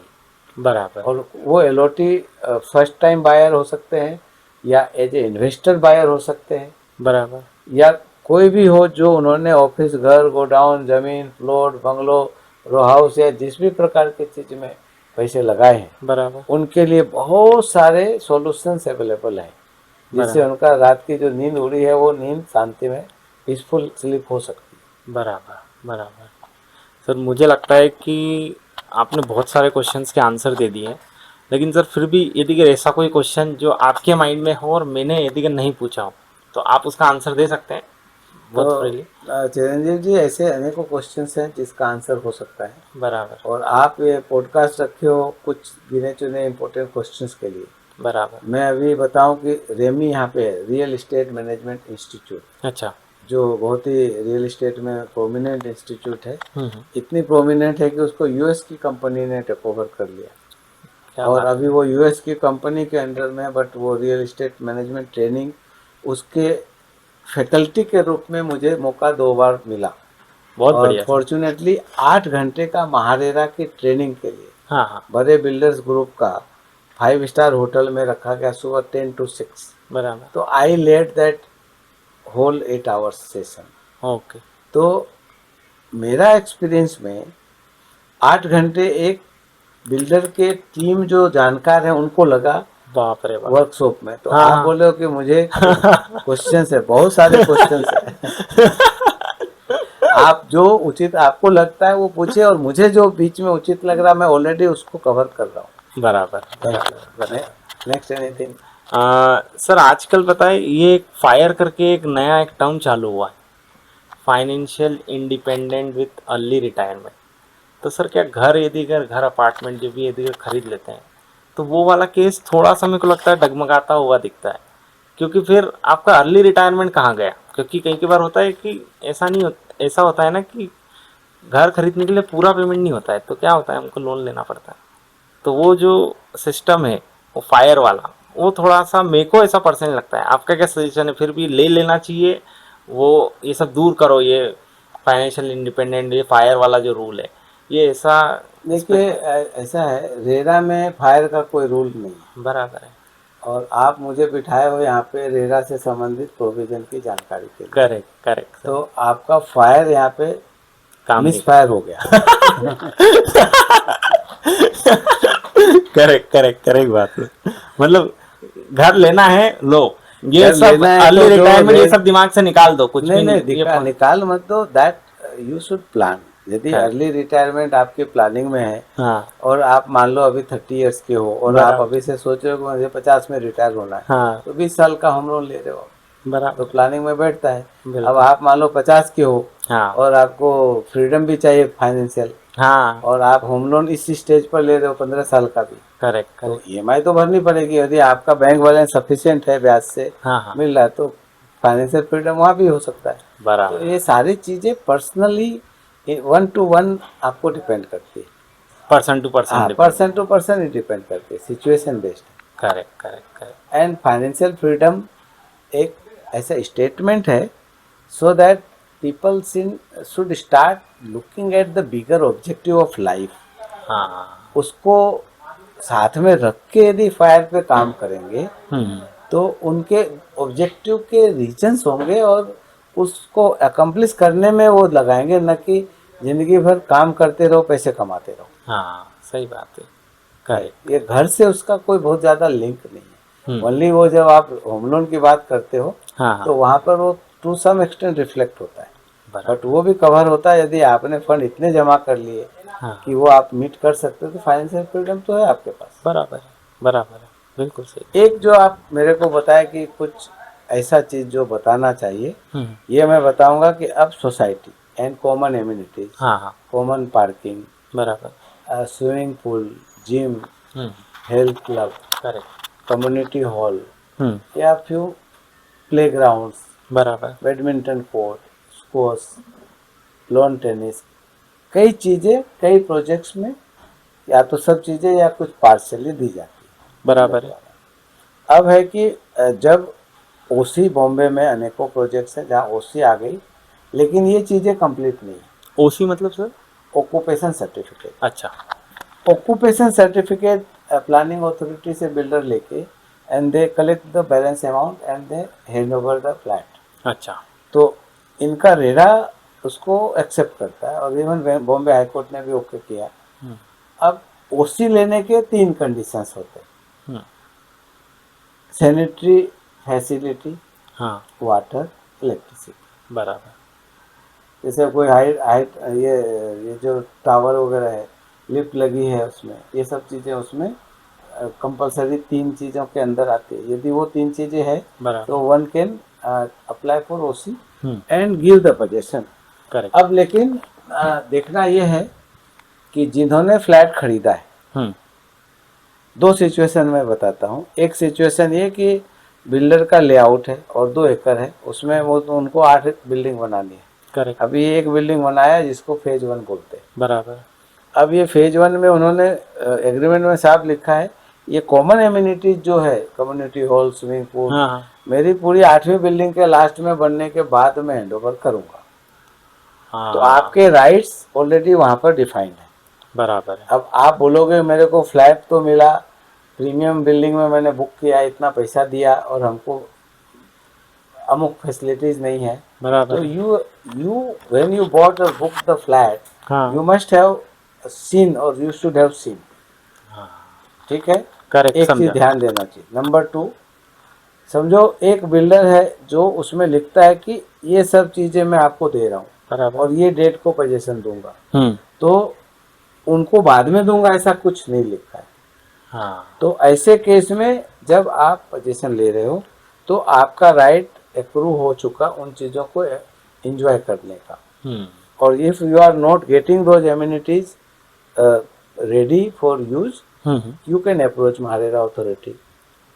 बराबर, लेकिन महारेरा अथॉरिटीज ने जो प्रैक्टिकल जजमेंट्स दिए हैं कि जैसा आपको घर खरीदा है बराबर, और उसमें लिखा है कि एक्स डेट को मैं पोजीशन दूंगा, हाँ हाँ नहीं दिया तो आप इंटरेस्ट क्लेम कर सकते हो, बराबर, लेकिन कॉमन एम्यूनिटीज आप नहीं खरीदो। अच्छा, हाँ सही बात है, कॉमन एम्यूनिटीज आपको प्रोवाइड करने का प्रोमिस है, बराबर है, लेकिन वो कॉमन एम्यूनिटीज यूज करेंगे पूरे एलोटीज बराबर है। Of the project. करेक्ट। तो नाउ 51% या उससे ज़्यादा हम्म एसोसिएशन बना के, सोसाइटी बना के रेरा में कंप्लेंट डालेंगे हम्म तो उसकी सुनवाई होगी कॉमन एम्यूनिटीज की। कॉमन एम्यूनिटीज़ की। तो अच्छा। ये प्रैक्टिकल जानना चाहिए जो मैं बता रहा हूँ। बराबर। और ये भी जानना चाहिए कि कॉमन एम्यूनिटीज़ के लिए आप हेल्पलेस नहीं हो। हम्म आज की डेट में सोशल मीडिया है, व्हाट्सएप ग्रुप है, कई और माध्यम है। हम्म आप इकट्ठे हो कॉमन कॉज को कॉज करने के लिए, बराबर। लोग आगे बढ़ते हैं, लीड करते हैं और करेक्ट। फिर प्रोफेशनल के माध्यम से आप इस चीज़ को रिप्रेजेंट करते हो एंड फिर प्रॉपर हेयरिंग के साथ में मारेरा अथॉरिटी डायरेक्शन देती है उनको, with in so and so time आप बना के दो, बराबर। या फिर आपको जो हुआ है तो उनको कॉम्पेंसेट करने का भी ऑर्डर्स है। अच्छा। प्लस कई बार समझो आपने फ्लैट लिया तो रेरा में एक बहुत अच्छा प्रोविजन है कि पोजेशन के बाद up to 5 years hmm. Structural या वर्कमैनशिप डिफेक्ट्स है हाँ। तो promoter has to rectify within 30 days of the complain of the allottee और एसोसिएशन। अच्छा, मतलब कंप्लेंट रेक्टिफाई करना है। मान लीजिए स्ट्रक्चरल लीकेज है, हाँ। स्ट्रक्चरल डैमेज है, कोई बराबर। ऐसा चीज़ है जिससे आपको क्षति हो रही है हाँ। या नुकसान हो रहा है या आपको उससे सफ़र करना पड़ रहा है, बराबर। क्वालिटी जो बोला था वो नहीं है, हाँ हाँ। Then you can claim from the promoter. If they don't do within 30 days you can file complain in MahaRERA. And ऐसे ऑर्डर्स काफ़ी हैं जिनमें उन्होंने डायरेक्शन दिए हैं उनको रेक्टिफाई करने का, अदरवाइज कॉम्पेंसेट करने के लिए भी बोला है। अच्छा, समझा। और एक चीज़ है, जैसे बहुत से बिल्डर बना दिए और सोसाइटी नहीं बना के दिए। जब बिल्डिंग बन गई, प्रोविजंस है कि 51% और ज़्यादा बुक होता है उसी समय, इवन अंडर कंस्ट्रक्शन स्टेज पे builder should start the process to form the association of allottees. अच्छा। अब वो प्रोसेस उन्होंने शुरू नहीं किया तो इंडिविजुअल कंप्लेन में भी लोग रेज कर सकते हैं कि अभी तक इन्होंने ये प्रोसेस चालू नहीं किया। अच्छा। दूसरा, ओसी आने के बाद, हैंडओवर होने के बाद with in 3 months time they should do the convince of the plot of the project. Builder ने आज भी रेरा के आने के बाद भी हो नहीं रहा है, हार्डली कुछ परसेंटेज 1% 2% हुए होंगे तो बहुत बड़ी बात है। अच्छा। तो क्यों नहीं हो रहा है? क्योंकि एलओटीज या उनके एसोसिएशंस को इन चीज़ों की या तो जानकारी नहीं है, बराबर, या फिर बिल्डर के अगेंस्ट में जाना नहीं चाहते हैं, हाँ, राइट, करेक्ट, या फिर उनके आलसीपन के कारण। कौन करेगा, सही कौन बात, जाएगा, सही क्यों बात, 1 रुपया भी खर्चा किया जाए, ये हो सकता है। बराबर, और whatever may be the reason, correct, but करोड़ों की चीज़ लेके बोलते छोटी सी चीज़ के कारण हम अटके हुए हैं, बराबर, जो हमारी क्वालिटी ऑफ लाइफ अच्छी हो सकती है। Correct, you are responsible because of your ignorance, your laziness, your fear, correct, this things are getting compromised। Very ये कल्चर यदि डेवलप होता है तो builder will never think about to delay to provide such facilities and to hand over the society और do the conveyance. Law को implement होने के लिए लॉ बना है, बराबर, लॉ किसको इम्प्लीमेंट करना है, किसको इम्प्लीमेंट करवा के लेना है, हाँ, वो दोनों जागरूक नहीं होंगे, बराबर, या एक जागरूक हुआ करके दे दिया तो वेल एंड गुड है, बराबर, और वो करके नहीं दे रहा है, किसी को ऑब्जेक्शन नहीं है, तो रेरा अथॉरिटी नहीं आती है हाँ, कि व्हाट हैपेंड, आपने घर दे दिया था, सब कुछ ठीक चल रहा है ना तुम लोग का, हम बैठे आ जाना। करेक्ट, करेक्ट, करेक्ट, सही बात है। Yes. बिल्कुल, बिल्कुल।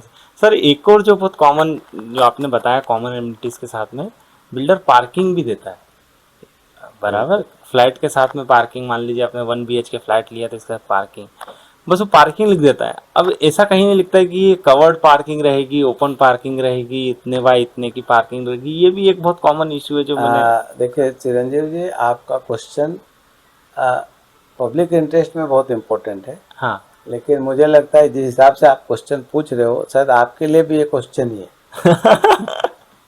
करेक्ट, करेक्ट, देखो, बहुत बड़ा, बहुत रिमार्केबल जजमेंट आया मारेरा का इस बारे में। अच्छा, अनेकों कंप्लेंट फाइल हुए। हाँ, क्या फाइल हुए? नंबर 1, पहले तो आपका ये क्वेश्चन है कि सबको पार्किंग मिलती है, नंबर नहीं लिखते हैं। पहला मैं करेक्ट करता हूँ, सबको पार्किंग मिलती है या नहीं मिलती है वो depending on the project to project, builder to builder and the buyer to buyer.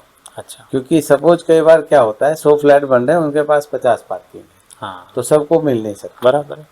अब है कि जो बायर है उसको ये बात पता है कि मैं 1 BHK ले रहा हूँ, उसमें पार्किंग मिलेगी नहीं, फिर भी वो खरीद रहा है और बिल्डर दे रहा है तो मिल सकती है। हाँ और कुछ ऐसे हैं जहाँ की मान लो 3 BHK का या 70 मीटर का प्लॉट फ्लैट साइज है, तो प्लानिंग अथॉरिटी के रूल्स में बैठता है कि इतना मीटर और एबव वाले में पर्टिकुलर इतने मीटर तक एक पार्किंग कंपल्सरीली देना है। अच्छा तो ऐसे केस में वो कंपल्सरी भी है। बराबर। लेकिन कई बार 70 मीटर से नीचे है तो समझो उसमें दिया है कि इतने यूनिट में इतनी पार्किंग देनी है। हाँ। तो समझो 2 यूनिट में एक देनी है, तो सबको पार्किंग कहाँ से मिलेगी? मिलेगी नहीं। तो ये planning to provide the parking is part and parcel of the जो रेगुलेशंस है, ठीक है। तो DCPR है, उसके प्रोविजंस लागू होते। तो अब हम आते हैं कि पार्किंग बिल्डर कौन सा दे, नंबर नहीं लिखा बराबर या लिखा तो उसमें लोकेशन नहीं लिखा, बराबर है। लिख दिया 10 नंबर पार्किंग। हाँ। अभी 10 नंबर वो मन में आएगा, उस कॉर्नर में घुसा के एक छोटी सी पार्किंग दे देगा आगे पीछे। सही बात है। तो या आज हमें पता चले प्लान में कुछ हो, तो ये बहुत बड़ा डिस्प्यूट था। एक केस आया जिसमें कि जेन्युइन है। हाँ। एक बायर ने स्टील पार्क परचेज किया, हाँ। बिल्डर ने उसको समझो 10 नंबर पार्किंग अलॉट किया, लिख के दिया, लेटर भी 10 नंबर दिया। और जब बिल्डिंग बन गई तो वो गाड़ी उसकी बड़ी थी साइज में, बराबर। और 10 नंबर पार्किंग में छोटी गाड़ी हो तो पार्क हो सकती है, करेक्ट। बड़ी गाड़ी घुस भी नहीं सकती उसके दोनों साइड के पिलर का साइज। हाँ। तो वो महारेरा अप्रोच किया। Correct.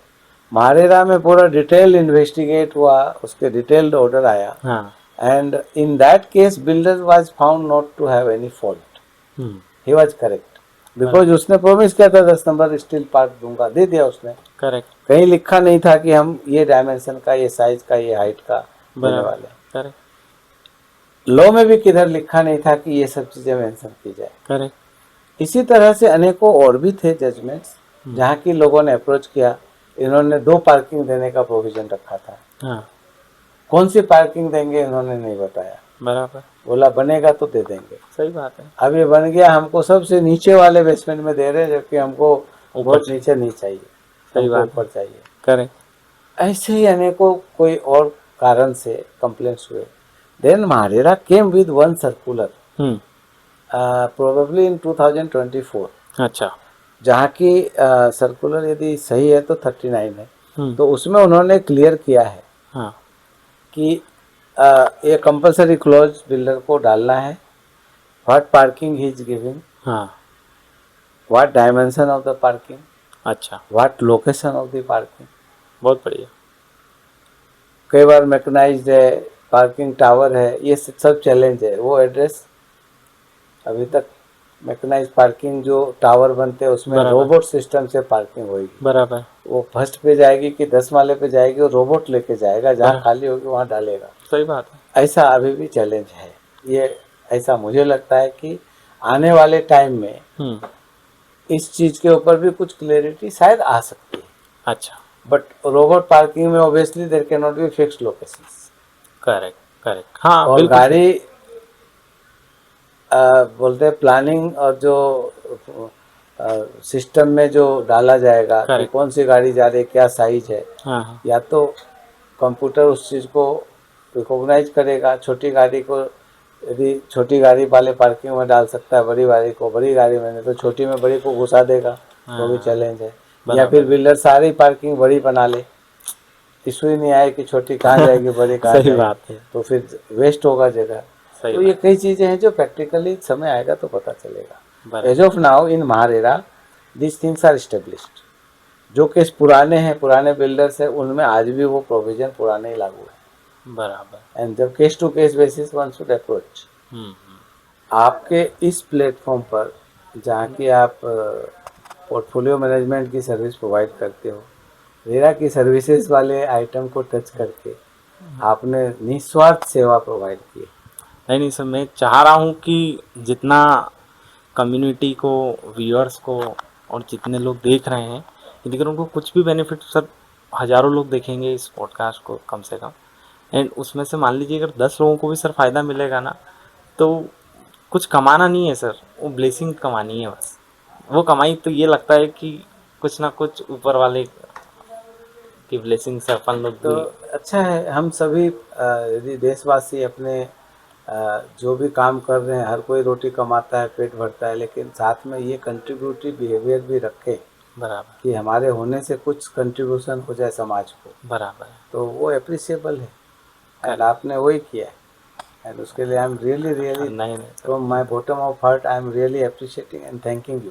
Sir thank you so much और कि आप इस पॉडकास्ट पे आए। मतलब मैं, मतलब आपने इतना टाइम दिया, इतनी दूर से आए आप, एक तो इतना टाइम लेके, और मतलब ये हमारे लिए बहुत थैंकफुल बात है कि मतलब आपने इतना टाइम देके इस पॉडकास्ट को बहुत सक्सेसफुली कंप्लीट करवाया। मेरे को आपका स्वभाव बहुत अच्छा लगता है, आपके स्वभाव से मिलने के लिए मैं आ गया यहाँ पे। नहीं, वरना मेरे गॉड ग्रेस ब्लेसिंग्स है हाँ सी इंस्टीट्यूट में, नेशनल प्रोग्राम्स में, करेक्ट, बहुत सारे एसोसिएशंस में, हाँ बिल्डर्स एसोसिएशन में, बराबर, स्टडी सर्कल्स में हम्म, सेमिनार्स होते रहते हैं। लोग मेरे एक्सपीरियंस को शेयर करने मुझे मौका देते हैं। बराबर बराबर, तो मुझे लगा आप एक पोर्टफोलियो मैनेज करते हो, अच्छा काम कर रहे हो, कमिटेड हो, तो बराबर। आपके 2-3 चीज़ें मुझे काफ़ी इंस्पायर करती हैं। तो उसी लिए मैं आपसे आज दूसरी बार फिर मिलने को आ गया। बराबर आपने बराबर। बुलाया और मैं चला आया। Correct correct correct. Thank you so much sir. And इसी के साथ मैं सभी व्यूअर्स को बताना चाहूँगा कि इस वीडियो को जितना ज़्यादा आप लोग लाइक करेंगे, शेयर करेंगे एंड सब्सक्राइब करेंगे, तो इससे देखिए आपके जितने भी भाई बंधु हैं जिनको इस तरीके की कोई भी प्रॉब्लम हो, तो उनको शायद कुछ ना कुछ हेल्प मिल पाए। देखिए अब जो प्रॉब्लम हो चुकी है, यदि अगर उनको इसके अलावा भी और कोई डाउट है, तो वो बहुत फ्रीली कनेक्ट कर सकते हैं हमारे यूट्यूब चैनल पे, इंस्टाग्राम चैनल पे, और हम कोशिश करेंगे कि डिस्क्रिप्शन में सारी डिटेल डाल दें कि ताकि आप लोगों के लिए ईजी हो जाए हम लोगों से कनेक्ट करना। और मैं चाहूँगा कि इसको जितना आप शेयर करें उतना आप लोगों के लिए अच्छा रहेगा। एंड जैसे कि हमारे व्यूअर्स में सर मेजरली क्या होता है कि सी फेयर कम्युनिटी बहुत ज़्यादा है, एनआरआई कम्युनिटी बहुत ज़्यादा है। क्योंकि होता क्या है सर, वो लोग बहुत दूर रहते हैं, मतलब प्रॉपर्टी मान लीजिए मुंबई में खरीद रहे हैं, वो आउट ऑफ इंडिया में है, या फिर मुंबई में खरीद रहे हैं अदर स्टेट्स में है। मेरे पास में बाहर के भी बहुत सारे क्लाइंट्स हैं। अच्छा यूएस के हैं, पेरू के हैं, दुबई के हैं, सिंगापुर के हैं। अच्छा, तो लोग अभी इन्वेस्ट किए हैं महाराष्ट्र में, तो उनको तो यहाँ का ही लॉ लागू होगा, करेक्ट करेक्ट, और एक को पता चलता है तो अनेकों को पता चलता है उनको। बराबर तो मैंने कई लोगों के रिजॉल्व किए हैं। बराबर। तो डायरेक्टली सर के साथ कनेक्ट कर सकते हैं एनी टाइम, मतलब इसमें ऐसा कोई प्रॉब्लम नहीं है सर। आपको रिस्पॉन्ड करना जिम्मेदारी मेरी। अब बराबर, मैं कई बार केसेस है, हेयरिंग में हूँ, करेक्ट, बिजी हूँ, आपका रिस्पॉन्ड करूँगा, लेकिन आप चाहोगे व्हाट्सएप डाल दिया या मेल डाला तो शायद प्रॉब्लम होगी। आप व्हाट्सएप कॉल कर दो या नॉर्मल कॉल करो, बराबर, तो मेरा प्रेफरेबल होगा कि दोनों में से कोई कॉल, मेरा अर्लीस्ट पॉसिबल आपको रिस्पॉन्स मिलेगा। बहुत बढ़िया सर, मतलब इतना ही सपोर्ट मिल जाएगा हमारे व्यूअर्स को है ना, चलेगा चलेगा sir. Thank you so much sir. Thank you so much. Thank you.